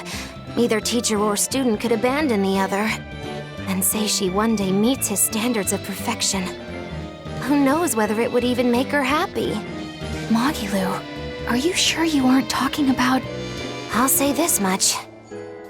It's human nature to end up wanting to stay with someone, if that person is someone who needs you. Humans are weak like that. But that's what also makes them human. Yeah, you're right. Look at me. I don't even have a punchline for this one. Yeah, are you sure you're not running a fever? It's all right. It's a nice change of pace. Yes, but only on occasion. Miss Magilou, what's gonna happen to all that material I practiced for our act? Nothing, obviously. Yeah! There's your punchline. I'm finally done cleaning up the house. This house has plenty of room. We can add more to our family and still be fine. But that means I'd have to work that much harder, too. It won't be so bad. As long as we work together as a family, it'll be okay. Yeah, and Zavid will help out too. Yeah, that's right. We always help each other in times of need, just like the way Zavid does. Aren't you the bossy one? But I hear you. We'll do it Zavid's way. Yeah! I hope Zavid comes over to play soon. Zavid. We should ask them how they know him. Yes, we should. I'll handle it. I'm Eleanor Hume, an exorcist with the Abbey. I'm terribly sorry to intrude, but I was hoping you would tell me how you all know Zavid. Oh, do you know Zavid too? Yes, we have a history. I was passing by when I just happened to hear his name, and I thought I'd ask. Oh, sure. Well, we feel like we owe him a great deal. I guess it all started when he kidnapped us. Kidnapped you? Let me explain. My wife and I, we were both chefs. And one day, Zavid showed up out of the blue and practically hauled us back to his home. There, waiting for us, were Theodora and these children. Theodora? Yeah, Theodora. You know, his girlfriend. His girlfriend. These children had lost their parents, and Zavid and Theodora took them in. Then Zavid rushed us back outside. We were so startled by how sudden it all was. We had no idea what he was going to try to make us do. But then he asked us if we could cook the children a meal that humans would find delicious. He said that Malakim enjoy eating the same kind of food as humans do, but they lack the skills or know-how to cook it. At this point, how could we not help? We made them the biggest and best meal we could. It was huge and delicious. The mambo curry nearly melted my face off. The pasta margarita was the best. Well, I loved the peach pie. But yeah, after that, we ended up stopping by the house a lot and started teaching Theodora some recipes. We lost a child to a demon. Ever since, we've forgotten we could ever laugh. But Zavid, Theodora, and the children, they gave us a newfound joy in life. From a kidnapper to a savior, then. Exactly. Until they came along, we'd never even realized that Malakim have hearts, just like people do. It's because they do that they fight alongside you exorcists against the demons. I see that now. Right. What was Theodora like? I love her. When I was too scared to sleep, she held my hand and let me sleep in her bed. She reminded me of my mom. But Zavid was always so mean to me. One time, he even hit me upside the head. You two were always roughhousing, being dumb and breaking stuff and getting hurt. Hey, you wanna fight? Come on, you two. Calm down. It sounds like these kids were well loved. Yeah. But one day, without any warning, Theodora left the house and went missing. And Zavid went off in search for his love, leaving you two to care for the children. He asked us to keep the kids safe until he and Theodora returned home. We just recently moved here, where there's a port, because our old town was too remote. All right, I think I get it now. Thank you for sharing your story with us. Zavid can be a bit rough and tumble, but he's a good man at heart. If he's in trouble, I hope you'll help him out. If not for him, then for the children. All right. Theodora. She must be that white-horned dragon, right? She must be. I don't see any other reason for Zavid to risk his life protecting a dragon. To be living with human children who have gone through such trauma, the risk of exposure to malevolence would have been high. And yet she was willing to help them, to take them in. It's no wonder Zavid wants to save her. But there's no way to turn her back into a Malak, right? That's correct. Which is why you feel you have to kill it. I don't disagree with your conclusion. But I think you're going about it the wrong way. how so? No one would stand by and permit his former love to be killed before his very eyes. Even when said love has been irrevocably changed. If you could empathize with him and talk things out, I think you two can come to terms without having to fight. For some things, Eleanor, emotion runs too deep for reason to be heard. If he was so easily swayed that words could convince him, he would already have killed that dragon. But still... I'm not in the mood to argue. Let's just go. If only I could learn how to control those flames. I've got a message from the boss. An antique collector named Wanjin has died, and his sizable stash is being sold off. What do I care about some old pots and paintings? I doubt you do. This message isn't for you. It's for Eisen. For me? Why? This Wanjin person was apparently quite the dragon researcher, amassing old books and materials on them. The boss just figured some of those books might come in handy to you. I see. There's a shop out in Port Cadnix that's unloading them as we speak. You might want to get a move on before they're gone. Port Cadnix. I'll keep that in mind. Give Tabitha my regards. Oh ho ho! If it weren't Eisen, I haven't seen you in forever, laddie. I heard an antique stealer was handling Wanjin's collection. I take it that's you? His father and I go way back, so his family begged me to handle it. You know this guy? He is excitable, but he's got a good eye for treasure. He's the one who sold me Fujibayashi's rod. Oh, the one we used to fish up that demon pot, right? From the looks of it, you've already sold everything. I had tons for sale, a huge, massive collection, but the customers came rushing in and bought about everything that weren't nailed down. And here we are, a week late and a sack of gold short. Come now, Conjuress. Never underestimate the great Donella. I thought this might happen, so I set something special aside. And it's a real hoot, too. A book written in ancient Avarost. Why do you have that book? For years, the Abbey's been scooping up every scrap of paper with Avarost writings. It seems they've a bone to pick with it. But mischievous lads like yourself have always liked getting your hands on such forbidden fruits, yeah? How much is it? It's yours, free, gratis. I've heard the rumors. If this book helps you smash the Abbey to rubble, that's enough for me. Well, if you're sure, I'll take it. Of course! Another ancient book. We're gonna need Grimoire's help to read it. I had a hunch this might happen, so I actually brought Grim along with me. Let's get this over with. Yes, teacher. If you read this part as Snira, then it means should do. But if it's a snick, then it means don't do. The other word attached to it is pronounced cre. Which of those first two readings feels right to you? Sound it out. Cre, Snira, Cre, Snick. Kresnik. Kresnik feels right somehow. All right. And Kresnik translates as? To retrieve something intact. To dig it out. But if that's what it means, then... Yes, this is quite the extraordinary book you found. Hey, you two mind explaining what's so special in a way the rest of us can understand?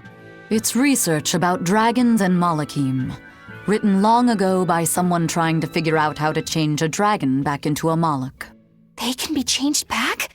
Does the book tell us how it can be done? The book only contains records of failures and the conclusion it was impossible. But something interesting is written in the corner here. Unless the intact heart of a white-horned dragon is consumed, a Moloch's blessing shall be everlasting. By devouring the heart of a white-horned dragon, a Moloch's blessing will be lost. Are you saying that this is a way to break the Reaper's curse? If what this book says is true, yes. Meaning one Moloch would have to eat another Moloch's heart? That's a little gruesome even by my standards. Wait, was that something that actually happened during the ancient Avarost period? The book states that during the course of the research, some Malachim were discovered to have lost their blessings. But it's not conclusive. Guess there's no way to know unless we give it a shot. Do you intend to try? Savid! What are you doing here? A nice old lady at the market told me what you guys were up to. I guess you know the Bloodwings too, then.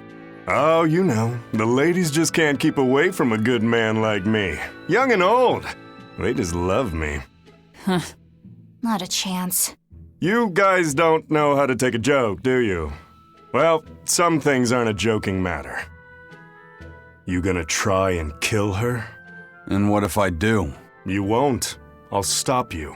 Even if it means you have to kill me? What is it with you and killing everything? Maybe you've been a little too receptive to the whole Reaper thing, huh? Don't answer a question with another question. I asked you first, Eisen. Sometimes, death can be the release someone desperately needs.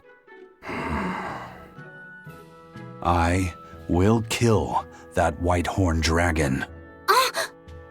Don't call her a dragon, damn it! She has a name. Theodora. I have nothing more to say to you. This is your final warning.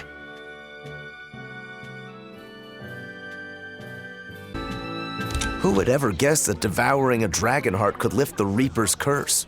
Oh, what a glorious day it'll be when you drop the curse part and just become a Reaper at heart. It's like a bad fly. The more you try to shoo it away, the more it sticks around. Do you think Eisen will really go through with it? Don't ask me. Well, I can't exactly talk to Magilu and Rokuro about it. Tact is lost on them. You're all I've got. Hey, Eisen? What? Are you really gonna kill the dragon to get rid of the curse? Yeah, even knowing what she means to Zavid? All the more reason to do it. All the more? What do you mean? I've said my piece. You can figure it out on your own. Did you hear? Another group of exorcists got taken out by the Whitehorn. Again? But they sent praetors after it this time. Is it really that strong? The exorcists managed to wound it pretty bad, but they were still wiped out. Between this dragon and the Lord of Calamity, what's going to happen to the kingdom? We have to keep it together. That thing's still out in the Guyberg ice field, you know. If the worst comes to pass, we need to ensure the public's safety. We'd better make sure we know the evacuation routes. Yes, sir. Whitehorn. They must be talking about Theodora. Yeah. If the dragon is that badly wounded, then now's my chance. Let's head for the Guyberg ice field. With people talking about that dragon so much, I wouldn't be surprised if we ran into Zavid. Yeah. And if he and Eisen butt heads again, I don't think we'll be able to avoid a fight this time. Eisen said he was going to kill that dragon because she's important to Zavid. And he said that to kill was to save. What could he mean by that?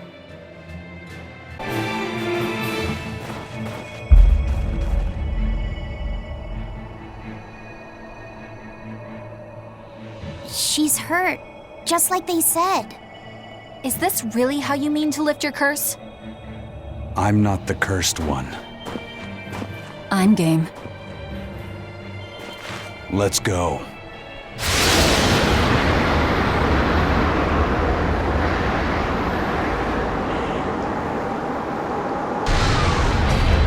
I told you, that ain't happening on my watch. And if you stop me? What else? I'm going to figure out a way to save you. If that's what you want to try, then go ahead. But know that I'm not going to stop. You know, I just don't get it. How could a guy like Ifrey be friends with someone so hell-bent on senseless killing? Sometimes, to kill someone is to save them. Who the hell is going to be saved by being killed? There's not one damn person in the whole world! No matter what happens, you can't give up on living. That's my creed. Well then. Guess we're doing this. What? Why does it have to come to this? You both want to save the same person! Sometimes, you just have to fight these things out. Yeah.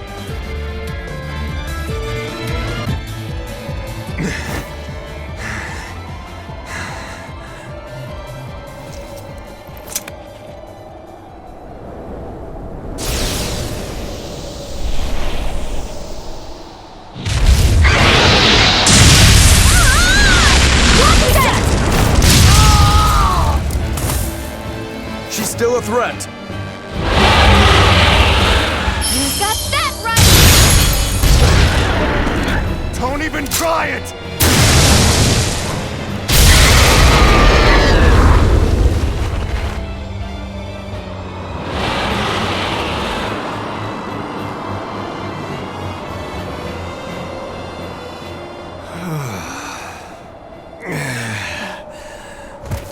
Zavid, are you okay?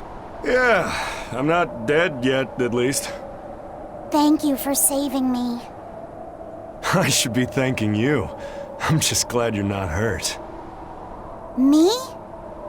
That's right, kid. Nothing would hurt Theodora more than to harm a child. Theodora. The thing is, even when a child's lost their parents, their family, even when despair fills their heart, if you hold their hand, they'll squeeze back. Those hands, frozen cold from fear and insecurity, will start to feel warmth again. That warmth, a tiny spark deep within, can rekindle their feeling of being alive, because they possess the determination to keep on living. That's why Theodora never turned her back or gave up on a child. She was more passionate about life than anyone I've ever known. And that's why you're protecting her. Just how long do you plan on cleaning up after that dragon? She's Theodora. Once a Moloch becomes a dragon, there's no turning back. And you think that gives you the right to kill her? You talk like you have such noble intentions, but you're not fooling anyone. You just want to lift your Reaper's curse. I'm not the one who's cursed. You're telling me there's some other Reaper out there? Don't answer a question with another question. Shut the hell up! You're all talk and no fight. You're a damn coward. That's all you are. In the future, if you try to lay even a finger on Theodora, well, there's going to be hell to pay. Give me hell if you like, but think about one thing first. Think about what she taught you about living, and consider what it really means to be alive.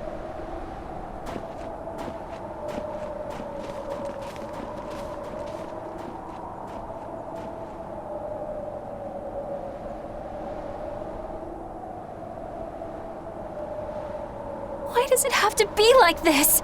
I get that their creeds mean a lot to them both, but isn't that all the more reason for them to try to understand each other? But instead, they resort to fighting without even listening to each other first. How can they be like this? Yeah, I don't want them to fight either. But there's something else I can't figure out. Is it about why Aizen's so intent on killing that dragon? That's part of it. What I can't figure out is what he means when he says that killing can also save someone. And how he's not the one with the curse. Maybe he feels pity for Theodora, and how she's doomed to keep on living as a dragon. Yeah. What does it really mean to live? This topic sure got deep fast. Yeah. The boss has a request for you. Not a message, but a request? A whitehorn dragon has been showing up in the Aldina Plains. The boss wants you to kill it. Since when did the Bloodwings become agents of justice? Interested in protecting the world from dragons? Hey, we're not out to save the world. This is just to put an end to Zavid's madness. Did Zavid do something in particular? He's been harassing exorcists, trying to get more information on that dragon. That's got the Abbey on alert, which makes trouble for us. Our spies in the Abbey can't operate under these conditions. And that's where we come in. Does that mean Zavid is in the Aldina Plains too? Got it in one. Just be careful. Zavid and that dragon are even more agitated than usual. Let's go. Are you gonna fight Zavid again? The time has come.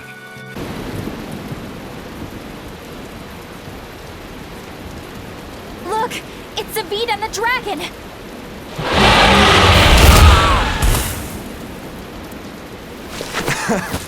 This takes me back. I remember the first time I tried to talk to you. You smacked me pretty good then, too. Man, that hurts. You sure don't know how to hold back, do you?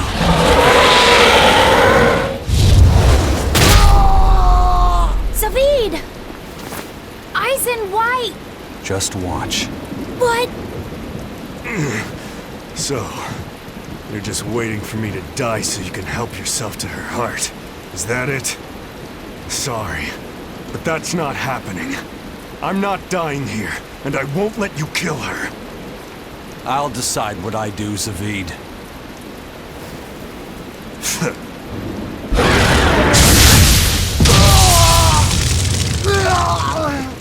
Fine!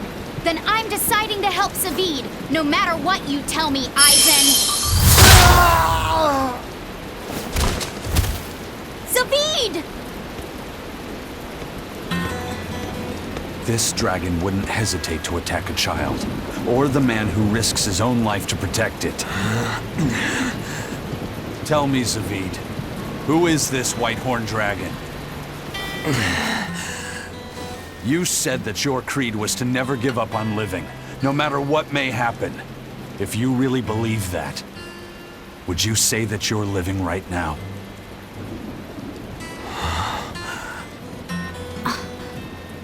Because to me, you don't look like someone truly living. The hell are you saying? I understand now. Aizen really isn't the one who's cursed. By killing Theodora, he's actually saving... It's time to lift this curse.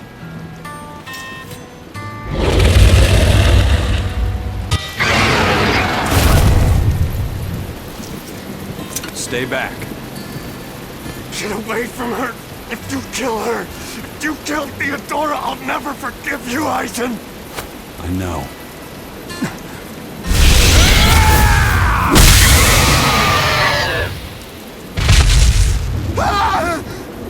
Aizen, how could you?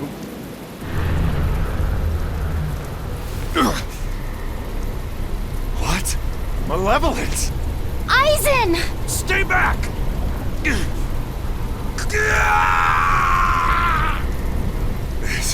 This is...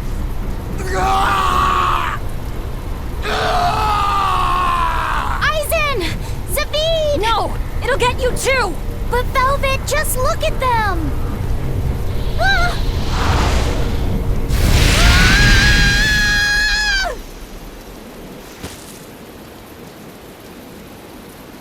It's that fire again. Amazing it can extinguish that much malevolence. But the dragon... Please, turn back to normal! I can do it! With this flame! David! It's over. But...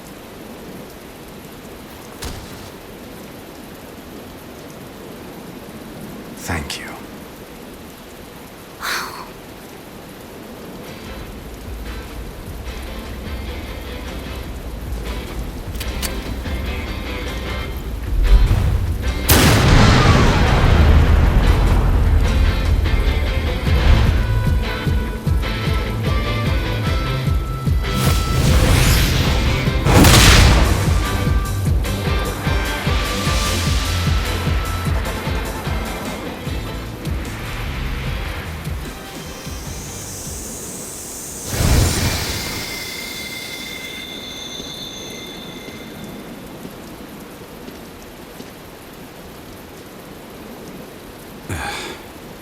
Why didn't you break your Reaper's curse? What? Did you want me to eat its heart? Don't answer a question with another question. The Reaper's curse is mine to bear alone. The danger of becoming a dragon, however, is a curse upon all Malakim. All that malevolence. It's going to take its toll on you, too. Yeah, I can already feel it starting. It won't be long before I wind up like her. You'll have to leave your pirate buddies before things turn ugly.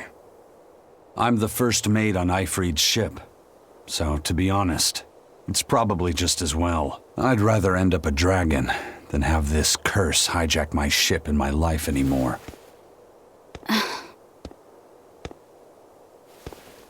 But I do fear one thing. I'm afraid that when I turn into a dragon, I could end up hurting the very people I want to protect. Theodora couldn't even recognize anyone she loved anymore. You saved her, Aizen. By killing her. Before all this, Theodora was a kind woman. She never wanted to hurt people, and she loved more deeply than anyone I've ever known. Yeah. Sometimes to kill someone is to save them. You have someone you're trying to protect too, don't you? My little sister. What's she like?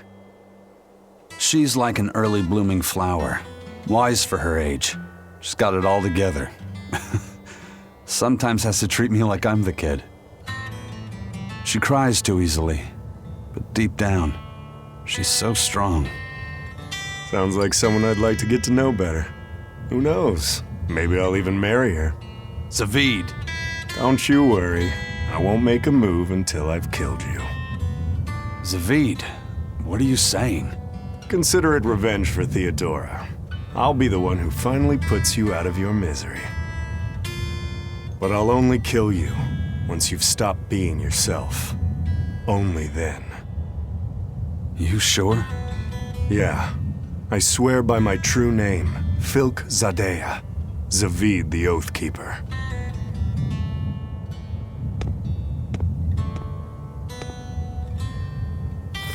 Ufemu Wexu. That's my true name. I'll remember it.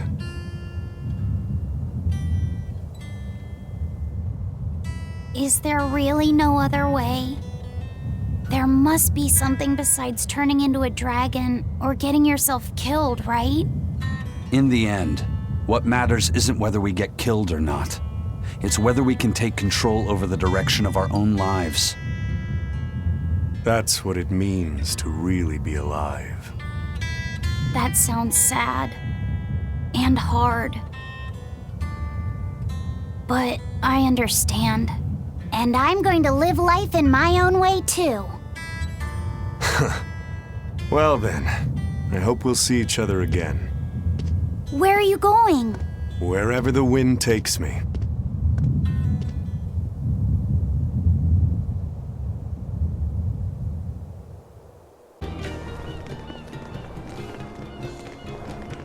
Oh, it's you! Thank you for everything you've done. Has Savid been by since last time? Yeah, actually, he finally dropped by here the other day. Ah, it was great. We were all really happy to see him again. What about Theodora? She wasn't with him, but he made it sound like her problems were finally all resolved. He said they were going to travel together. But we don't feel lonely.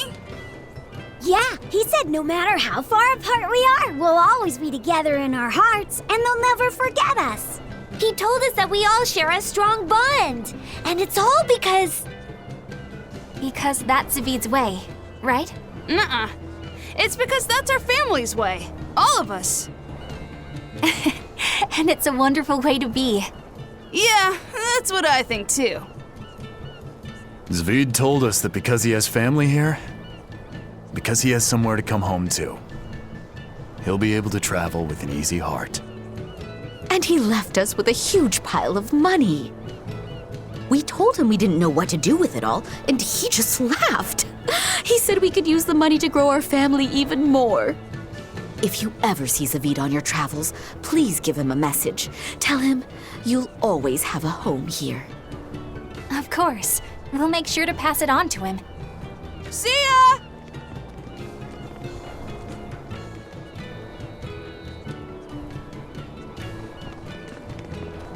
We got orders from headquarters. They want us to boost security for the transport unit. But the transport's got more than enough as it is. A few days back, a Gald convoy got raided. They lost everything, down to the last coin. Thankfully, no one was killed, but the raid was such a clean job, HQ thinks it must have been the work of a pro. The demons already have us stretched thin enough, and now we have to deal with bandits on top of that?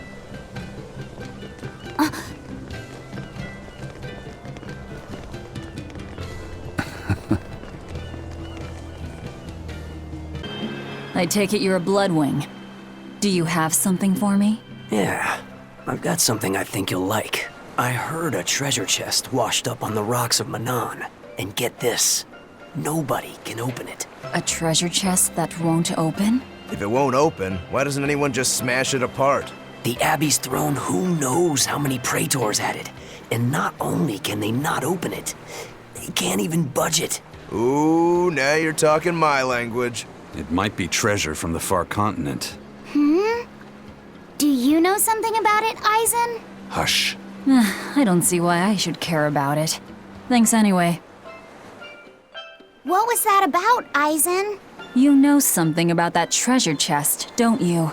I think it probably drifted here from the far continent. Wow, really? What makes you say that? It sounds just like something I saw when I was there. Oh, do go on. I'm all ears. Let's go give it a look.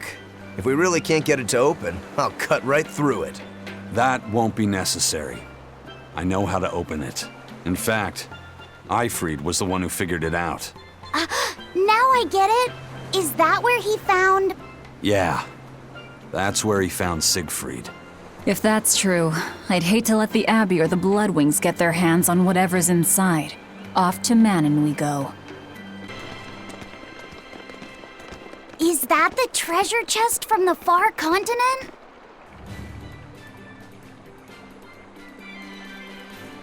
Right then. Eisen, how do we go about opening it?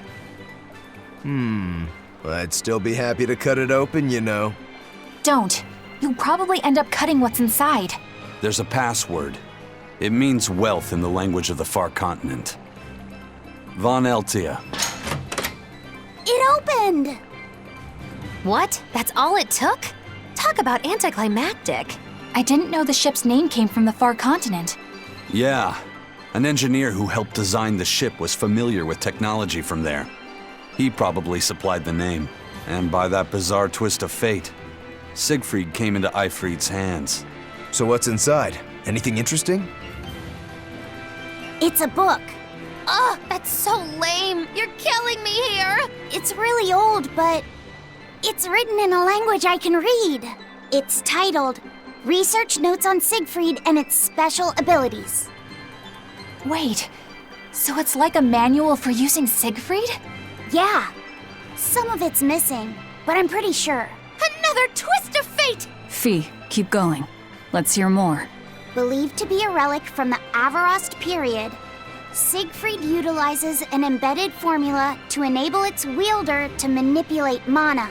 The commonly held belief is that Siegfried can alter, and thereby amplify, the mana of its host. But this is only its most basic capability, which is utilized to initiate and control its true functions. Its true functions? Does that mean it can do more? It looks that way.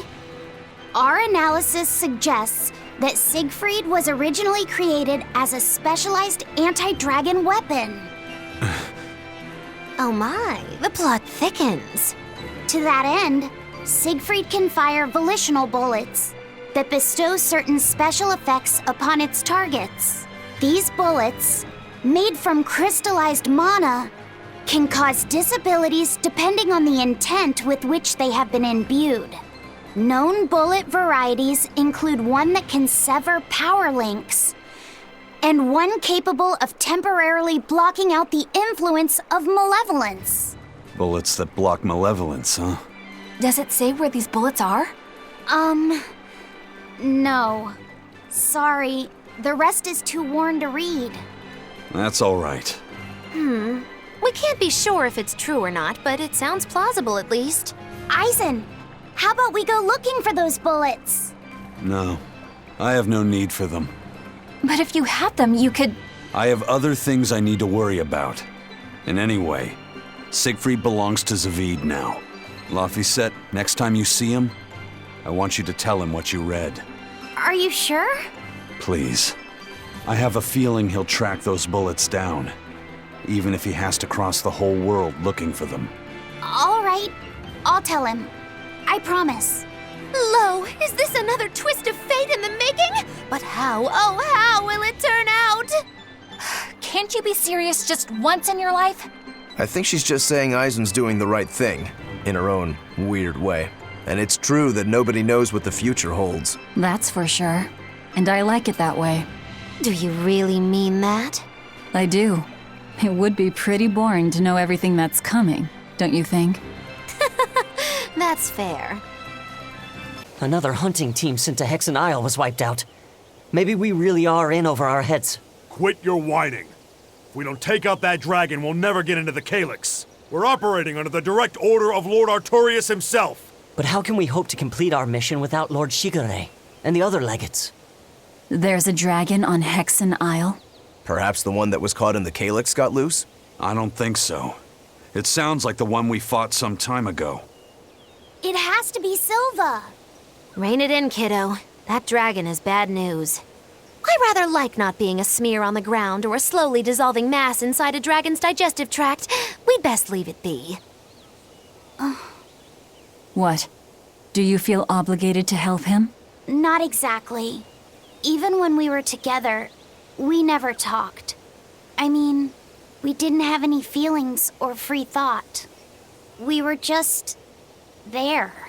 If you'd taken him with you instead of me, I'd probably have turned into a dragon by now myself. He's beyond saving, but at the very least, I want him to be at peace.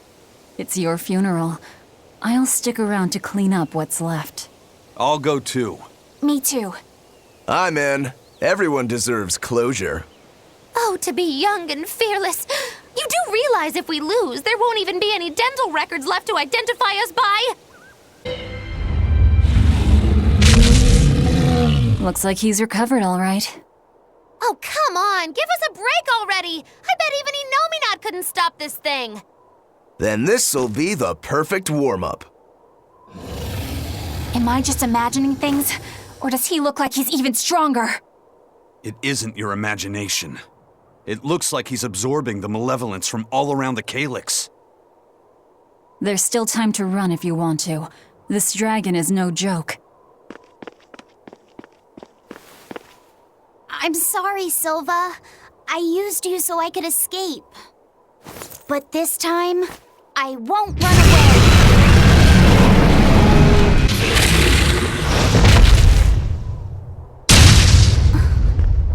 Fee? I just remembered something. One time, when Lady Teresa was punishing me, Silva stood right by my side, just like this. He didn't say a word, but his presence was a comfort. I see. Sorry, Silva. And Velvet, back at Helives. Thanks for taking me with you and getting me out of there. That was basically kidnapping, really. Maybe, but I want to thank you all the same. You don't have to, Fee. Really. You've come a long way. That's because you put in the effort, not me.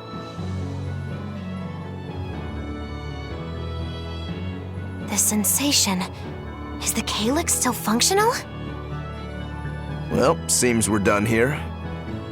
I wouldn't be so sure about that if I were you. What do you mean? The Calyx is a series of ancient ruins unearthed and brought back to life by Melchior. But now that he's kicked the bucket, Artorius might be the only one who can actually control the place. Oh, you know, you can never be too sure of what the future holds, right? That's all I meant.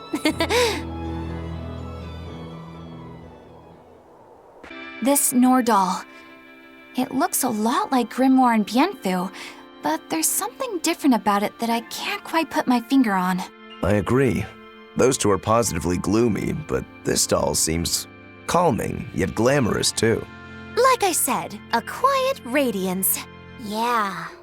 You think so? I think it's more lethargic or absent-minded, like it can't tell what's going on in its head. Either way, I'm 1,000 times cuter than that thing. What's cute about you? People who keep their faces covered are creepy. I don't know. There's definitely something off about it. It's charming, but a little ominous. Like I can never entirely be at ease around it, if that makes sense. You think so? Actually, I think it's cute. It reminds me of a little baby. You think this looks like a baby? I remember when my sister was about as small as that doll. She had the tiniest little hands, and she tried to grip my pinky as best she could.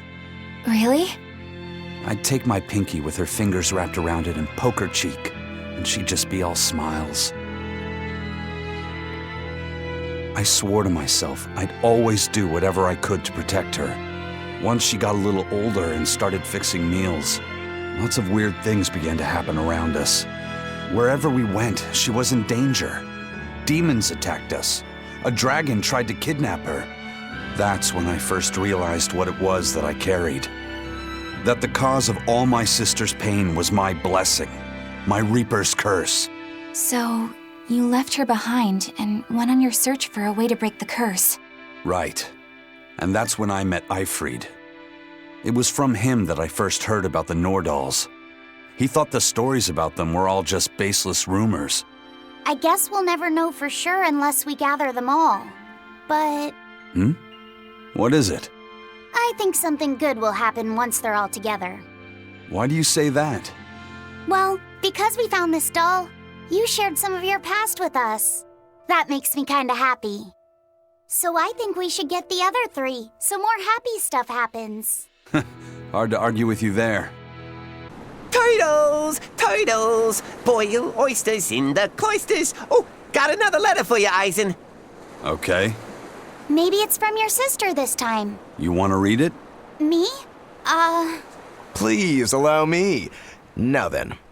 Your cruelty knows no bounds. You bring deep sadness to a fair maiden's heart with each passing day. Repent, or else I'll be forced to intervene.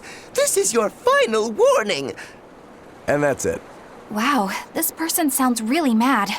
Eisen, what did you go and do to make the fair maiden cry? I don't know, but I could try a couple things on you.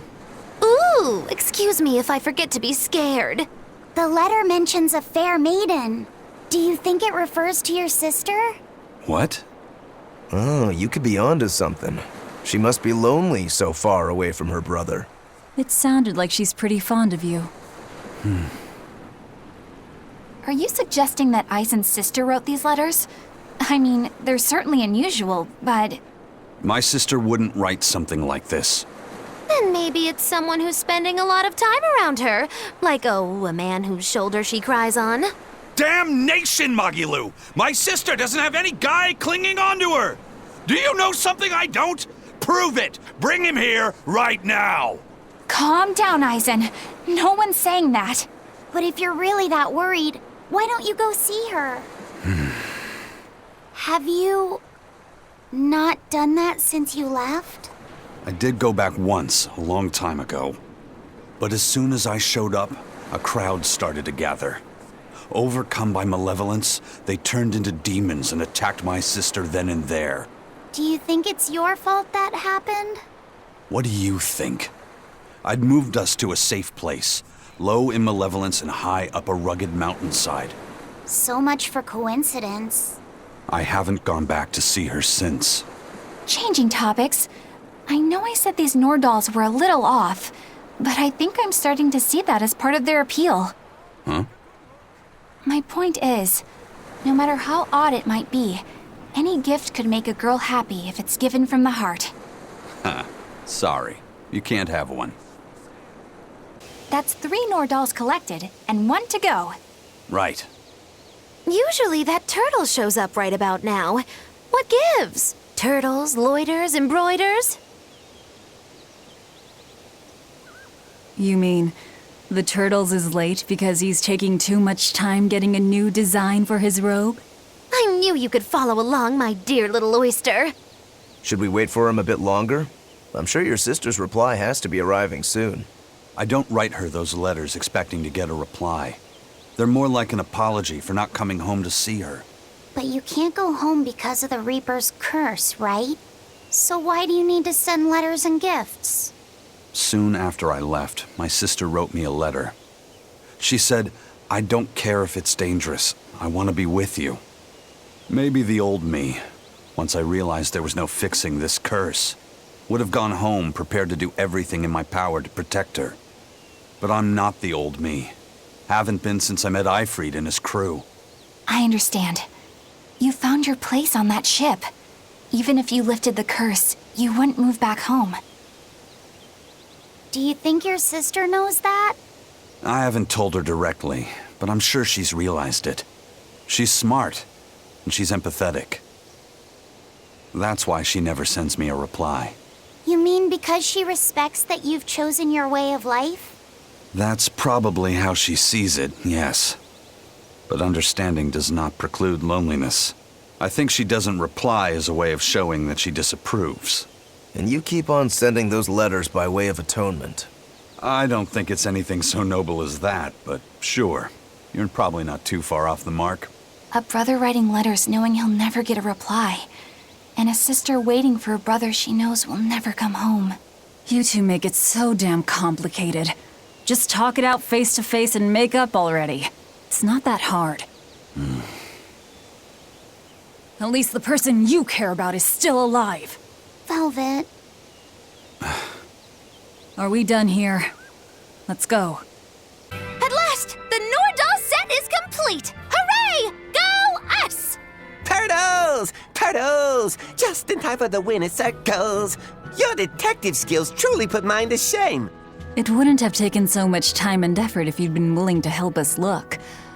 But you'll make it up to us with a suitable discount next time we trade. Can't you give me a break? Never mind. Do you have anything for us? I do mind's that. But yeah, here's another letter for Eisen. Another one? I will keep this missive short as my patience with you has expired. Come to the prison island and face your judgment. I will not blame you if you run, but I will consider you a heartless coward of a brother. Oh, this sounds like a challenge to a fight. Now we're talking my language. Let's get going. Whoever this is, they're just trying to get under your skin. Why not let it go and move on? This is the third letter, not counting any that might not have reached us. I say we should go nip this in the bud. Yeah, I think so too. If we just keep ignoring it, something might happen to Eisen's sister. Exactly. I can't allow that. I want to head to Titania and settle things. I don't see any exorcists, at least. They must have pulled a runner once they were finished here. If our challenger knew that when selecting this location, I suspect we're in for a serious fight. We need to stay careful. There doesn't seem to be anybody here. Wait, what's up with that box? The time has come for judgment and retribution! What the... Did a Nordal just come out of that box? Who are you? Very well. You ought to know the name of he who consigned you to the flames of hell. Wait. You're that Norman, right? Phoenix or whatever? Ha! No wonder those letters were so full of empty threats and blustery nonsense. Bien! This is bad. The self-styled strongest Norman of all Norman is the mastermind behind all of this! Self-styled? I am the man among men, the strongest Norman of all Norman. I am Phoenix. Yeah, we've covered that already. So you're the one who wrote all those letters. What's your bone with me? I merely seek to right wrongs. I recently came into possession of a letter from a sister pouring her heart out to her brother. I traced the letter back to its sender, and one day paid her a surreptitious visit. There, I found a sweet, innocent girl. Surrounding her were presents from her brother, and mountains of letters she couldn't bring herself to send. Letters she couldn't send? Heartfelt letters for her older brother. When I read them, my manly tears fell over the same salty stains left by hers. What the hell is wrong with you?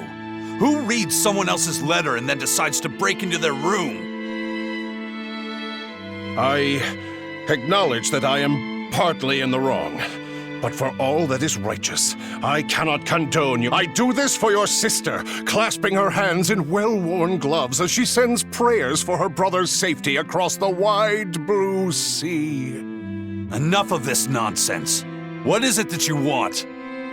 That is a question you should be asking of yourself. What do you mean? Just what is it that you're communicating with the superficial scrawlings and shoddy baubles you send her?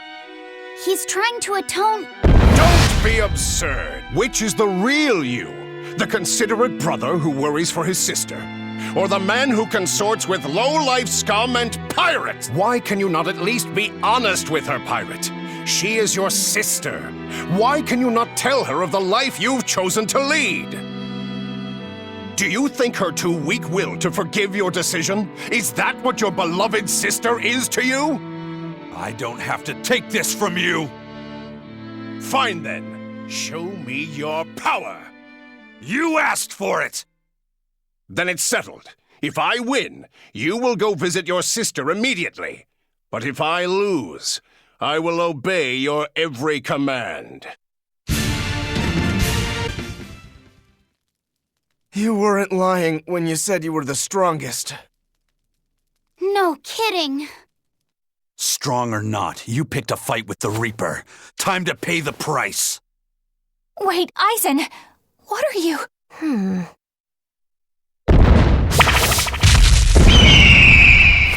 I thought so.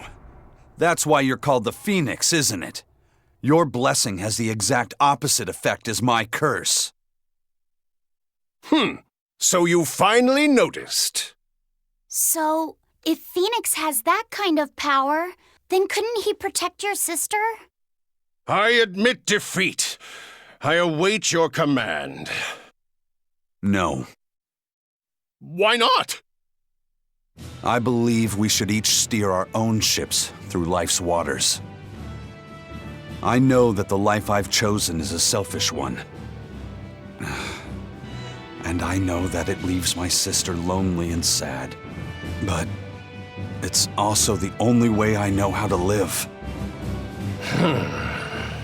If I gave you a command, it would be denying something at the very core of my being. So no, I won't do it. Except... Yes? If you're able, I want you to use your powers to protect my sister. Protect her from demons and malevolence. And from any dragon who may one day attack her. A dragon? Are you serious? This isn't an order. It's just a request. Well then, I accept your request as your friend. But in return, I have something to ask of you. Yeah? I want you to write her another letter. But this time, no hiding what you're truly thinking. I'll wait as long as it takes for you to write it. No need. What? I've been carrying this for so long, I'm afraid it's kind of crushed. My friend, I swear on my honor that this letter will reach your sister, and I promise I will get her to smile once more. After all, I'm the Phoenix. With me, life rises anew from the ashes. Thanks. I'm counting on you. Then it is time I'm on my way. Come, turtles! At your service! Oh! I'll deliver this package myself, even if it cost me my life. Farewell, friend! That Phoenix, what a guy. He doesn't back down even when he's lost. I guess. But I liked what he had to say. See? I knew something good would come from this. Yeah. I guess I learned something today. Never give up before you try. Phoenix is finally gone! It's okay for you to come out now, Grimoire. He's so stuffy, as always, that he made me sweat, and I was even hiding. Now that I think about it, neither of you showed your faces when Phoenix was here, did you?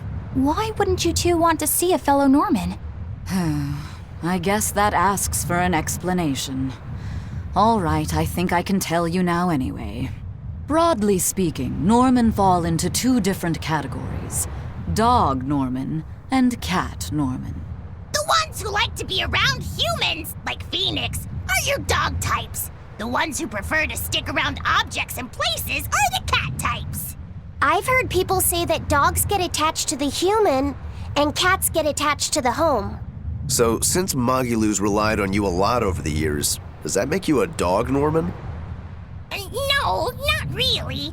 My powers actually work with Miss Magilou's guardians, not Miss Magilou herself. That makes me a cat type.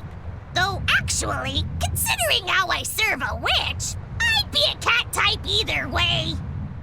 Anyway, back on topic. Dog Norman like to live among lots of humans in comfort and style. Cat Norman like me and Grimoire would rather live in forests and ruins and pass our time in idle leisure. Some, ourselves included, don't conform with expectations, instead choosing to live as we please alongside humans. What does this have to do with wanting to avoid Phoenix? There's a gap between us that can't be bridged. Like the difference between sky blue and sea blue. Come on, aren't sky blue and sea blue basically the same color? Maybe to your untrained eye, but to those who care, There's a perceptible difference in hue, slight though it might be. Whatever it is that separates them is impossible to overcome. I didn't realize it could be such a big deal. Let me ask you guys this. Are pudding and custard the same? No, definitely not. If I ordered one, I wouldn't want to be served the other. Those still sound more or less the same to me, too. What if I said it was like the difference between sherbet and sorbet? Oh, yeah, there is a difference there. Although I usually can't remember which is which. So, like the difference between a hoagie and a sub sandwich? But those two are the same. Anyway, you get the point now, surely. We've long had our differences, and they put us in perpetual conflict. But what good does that do? Actually, on that note, is Eisen's sister going to be okay with Phoenix around? That much I wouldn't worry about. He can be obnoxiously brash and talks a lot of nonsense sometimes. But if nothing else, Phoenix has a strong sense of responsibility. Rest assured, she's in good hands. Although if you work him too hard, he'll start making speeches about uprisings and insurrections and all that stuff. Hiya! I got another letter for you, Eisen.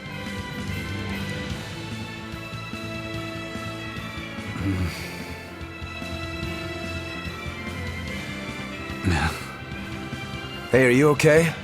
What does it say? I can't read it right now. One of you do it. Okay. Dear brother, I got your letter. Not sure why it was so tattered. I'm glad that you were able to tell me how you really feel, even though it was beyond obvious by now. Your clear descriptions of the self-defense Malak arts allowed me to master them quickly, despite your terrible grammar. As weird as it feels writing this to a pirate, good luck with your work. And I know how to keep a secret. So please keep writing me letters. My life doesn't revolve around them, but I do enjoy hearing from you. I can't see the oceans you sail from my perch here on the mountain, but I'm thinking of you and praying for your safety. And I want you to know I'm doing fine.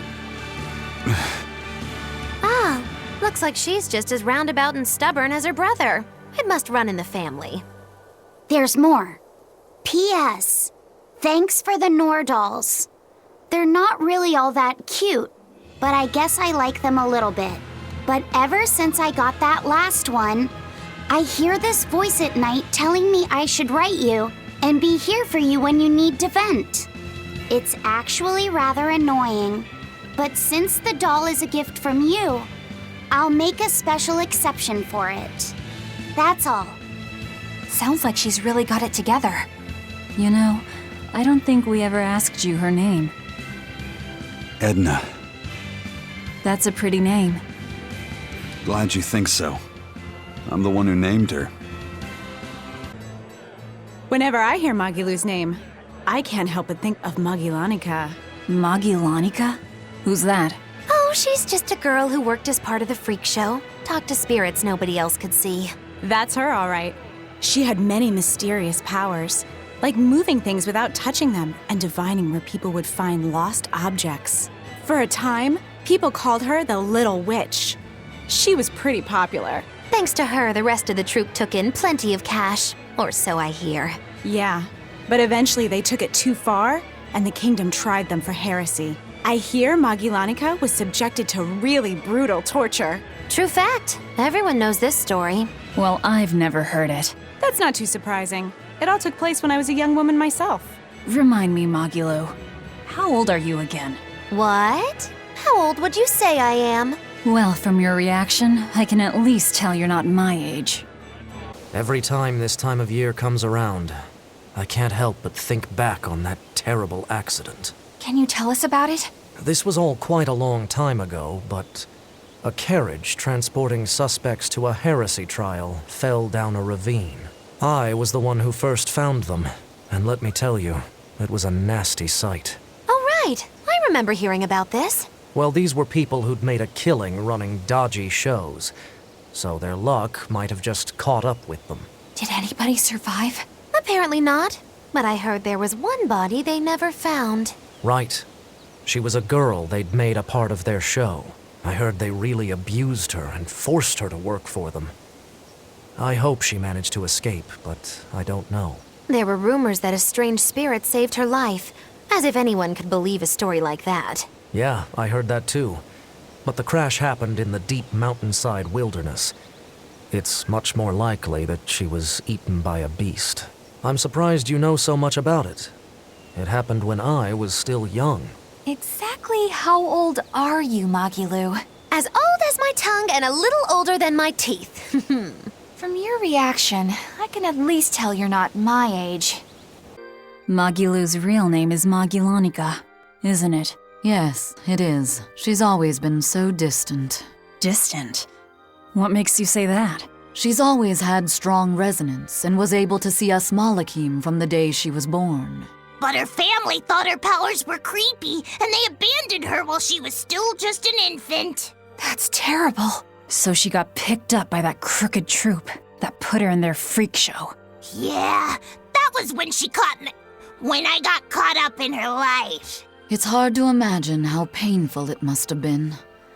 A little girl forced to the stage, made a source of amusement and revulsion and hate. You can see why she'd want someone on her side, even if that someone was Bienfu.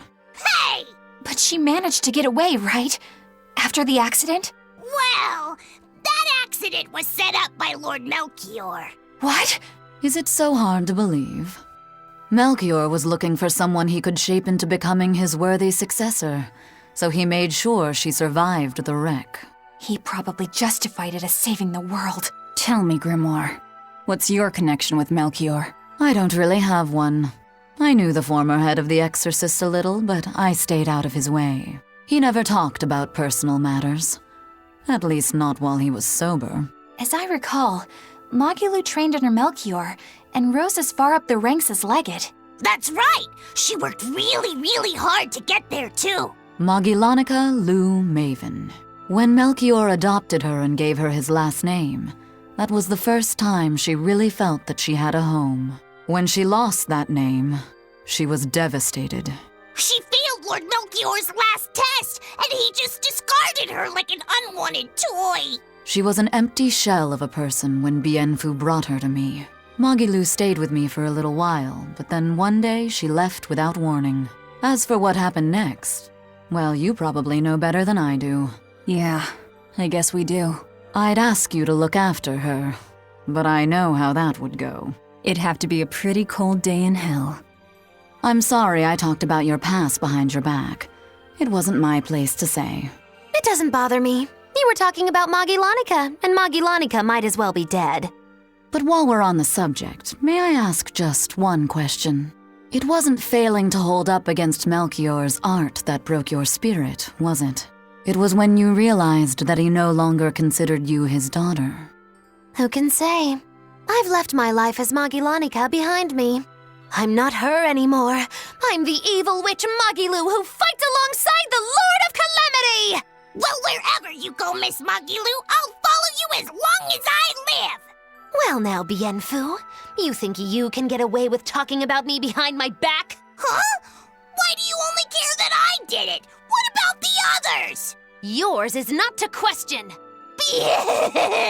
How could I forget how mean you are? I'm glad you finally found a place where you can belong. Well, hello there. I heard you woke the four Empyreans. I'm quite impressed. What do you want, Morgrim? I just came to pass on a little information to you. Specifically, that an Earth Pulse entrance has opened up. My guess is that it opened when you chased Innominat out. An Earth Pulse entrance, huh? We might be able to see more of the Earth in Historia. Indeed. If we could learn more about Artorius' past, it might give us a hint about how to take on Innominat. That's just what she wants us to think. Anyone else smell a trap? I don't think we have to worry about that. Are you sure? Shigure loathed any form of trickery. If Morgrim was that kind of Malak, he would have struck her down long ago. I appreciate your confidence in me. What you do with the information is up to you. Where is this entrance? It's at the Shrine of Tranquility, in a ball. You must have learned about this from the Abbey. Why pass it on to me? No special reason. I just happened to think of Lord Artorius's Malek. I thought it might be nice if I could help you learn a little more about her. You mean Ceres? All right. I'll check it out. That definitely looks like an Earth Pulse entrance. I don't sense Inominat here. We still need to be careful. We might have ousted him from the Earth Pulses, but the 4 Empyreans are in play now. If we want to learn anything useful, we'll need to go inside. Be ready for anything.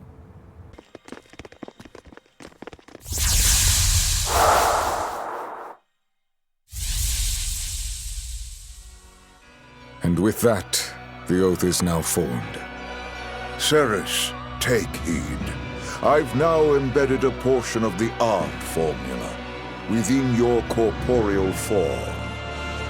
Over the next several months, it should take hold and crystallize using the power of the oath. The art you'll use to control the power my body has accumulated? That is correct. Brunhild, the Sorcerer's Ring. It is an art that was lost long, long ago on this continent. Reviving it requires considerable investment. So that is why you tied the oath to my life force. The formula will only be completed once I've died. Do you have something to say? No. I understand that this is a necessary step in order to realize armatization and bring Inominat under your control.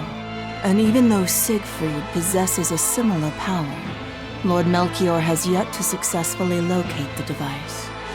Knowing that, our research must be accelerated. That is the only reasonable way. Then you understand. From here on, you are to focus on completing the Sorcerer's Ring. As you say. I trust you're not having any second thoughts about this? She's a Malak, here to serve and nothing more. And today she's proved herself quite loyal. Yes, I am Ceres. I am your Malak. I am simply a tool for you to fulfill your ideals.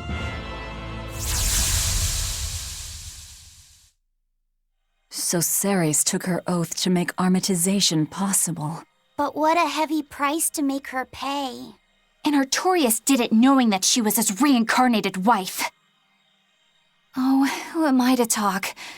There was a time not long ago when I'd have done the same thing. Regardless, things are now starting to come together. What happened to Ceres and to Eifried and Siegfried?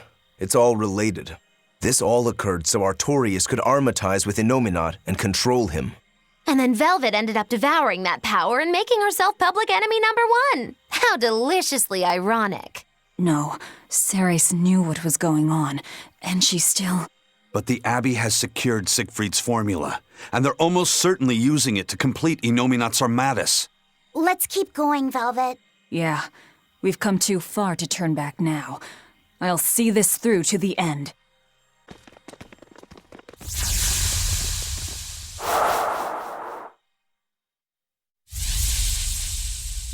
It's been a full century since Midgand reunited the fractured land. In that time, we've enjoyed a blissful era of peace and prosperity. But the world has also seen its faith and moral purity slowly decay, only to be supplanted by deep, profound sin. Things have gotten so bad that nobody has even realized that the 4 Empyreans now slumber. I'm entirely certain that demons will only become ever more rampant, and yet I'm powerless to stop it. Empyreans? Demons? What are you talking about? I'm sorry. You shouldn't have to hear me grumble. You've already done so much for me. It's fine, really. You've seen so much of the world. Things that I never even knew existed. Yes, I've seen mountains spew flame and lands covered in ice. I've crossed stormy seas and ravines deeper than the eye can see. That's so amazing. Weren't you ever frightened? Of course. We are nothing in the face of nature. It takes so little for a person to lose their life out in the wilds. But in spite of the terror, those seas, the mountains, the forests, the deserts, they're absolutely breathtaking. And even in the harshest of climes, people still find a way to live there and carve out something resembling a home. I think I understand you now. How do you mean? I can tell you really love this world. Not just that, but all the people who live in it, too. The world and its people. Do you really think so? I'm sure of it. Just remember that you're one of those people too, you know? You really should try to take care of yourself a little more. I can't do anything right. How could I possibly learn to like myself? I believe in you, Arthur. I mean, my family and I are already quite fond of you just the way you are, no matter your faults. Thank you, Celica.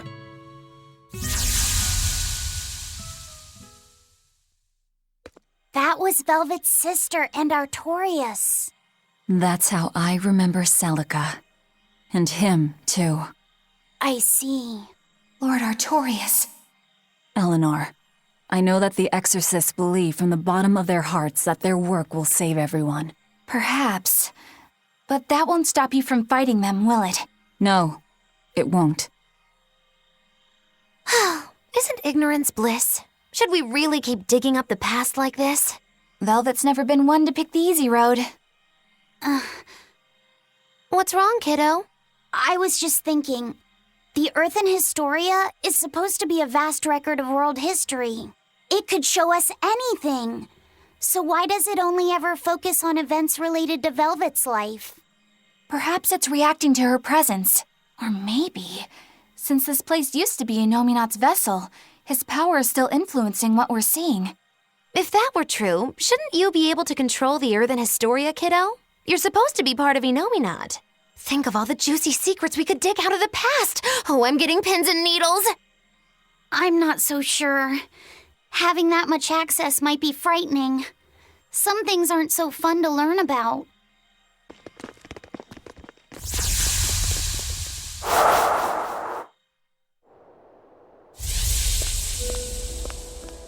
I hear that you've finally gotten your assignment. Have they given you a name yet? Malak number 2. That isn't your name. Huh? You don't remember anything, do you? But of course you don't. You died before you were even born. But my memories, they came back. And these memories, they torment me. I can never replace them. And I can't undo them. I don't really understand. You don't have to. Just know that I was happier before my memories and free will reawakened. If I had one wish, I'd wish that you stay the way you are. You're going? I'm about to free someone who can kill the strongest Empyrean and the head exorcist. I suppose you could call it revenge. Against myself and against my past. Goodbye. Please, find it in your heart to forgive your mother when she failed to protect you.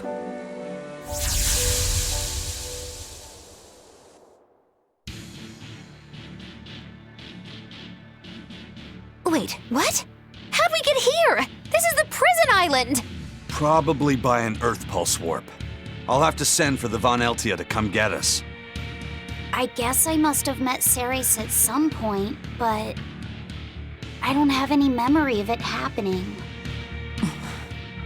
But why would that place connect to here? Well, I mean, this is an Earth Pulse point, isn't it? Ceres might have willed it to be somehow. What do you mean? Velvet is right. I think the Earthen Historia showed us that memory because Ceres wanted us to see it. Or Velvet and Laffy said at least. I think I understand. And I think I agree. It may have taken us all the way out here, but at least we have something to show for it. I suppose we can't complain. Yeah. This was worthwhile. All right, let's get to the harbor. I can think and decide for myself now, but it's kind of nice. I feel alive like this. So rest easy, Mom. I'll be okay. Hey, Fee. There's something I need to talk to you about. Yes? You can tell me anything. It's about your... Why does your hair always stick up like that? What? Are you properly drying your hair after you take a bath? You'll catch a cold if you don't. I am! I swear! It just always comes out like this. If you're sure. I mean, it's kind of cute, so I guess it's not a problem. I don't really want to be called cute. Then you look handsome with it. I think it suits you. That's a little better, I think. I'm happy to please. I never know what to say around Velvet. At long last, we're ready to take on the Shepherd's Armadas. I can't wait! Are you ever afraid of anything? Of course. I used to be scared of losing a fight. I think that's why I could never win against Shigure. Does anything scare you now? Now all I fear is running away from a fight I might not win.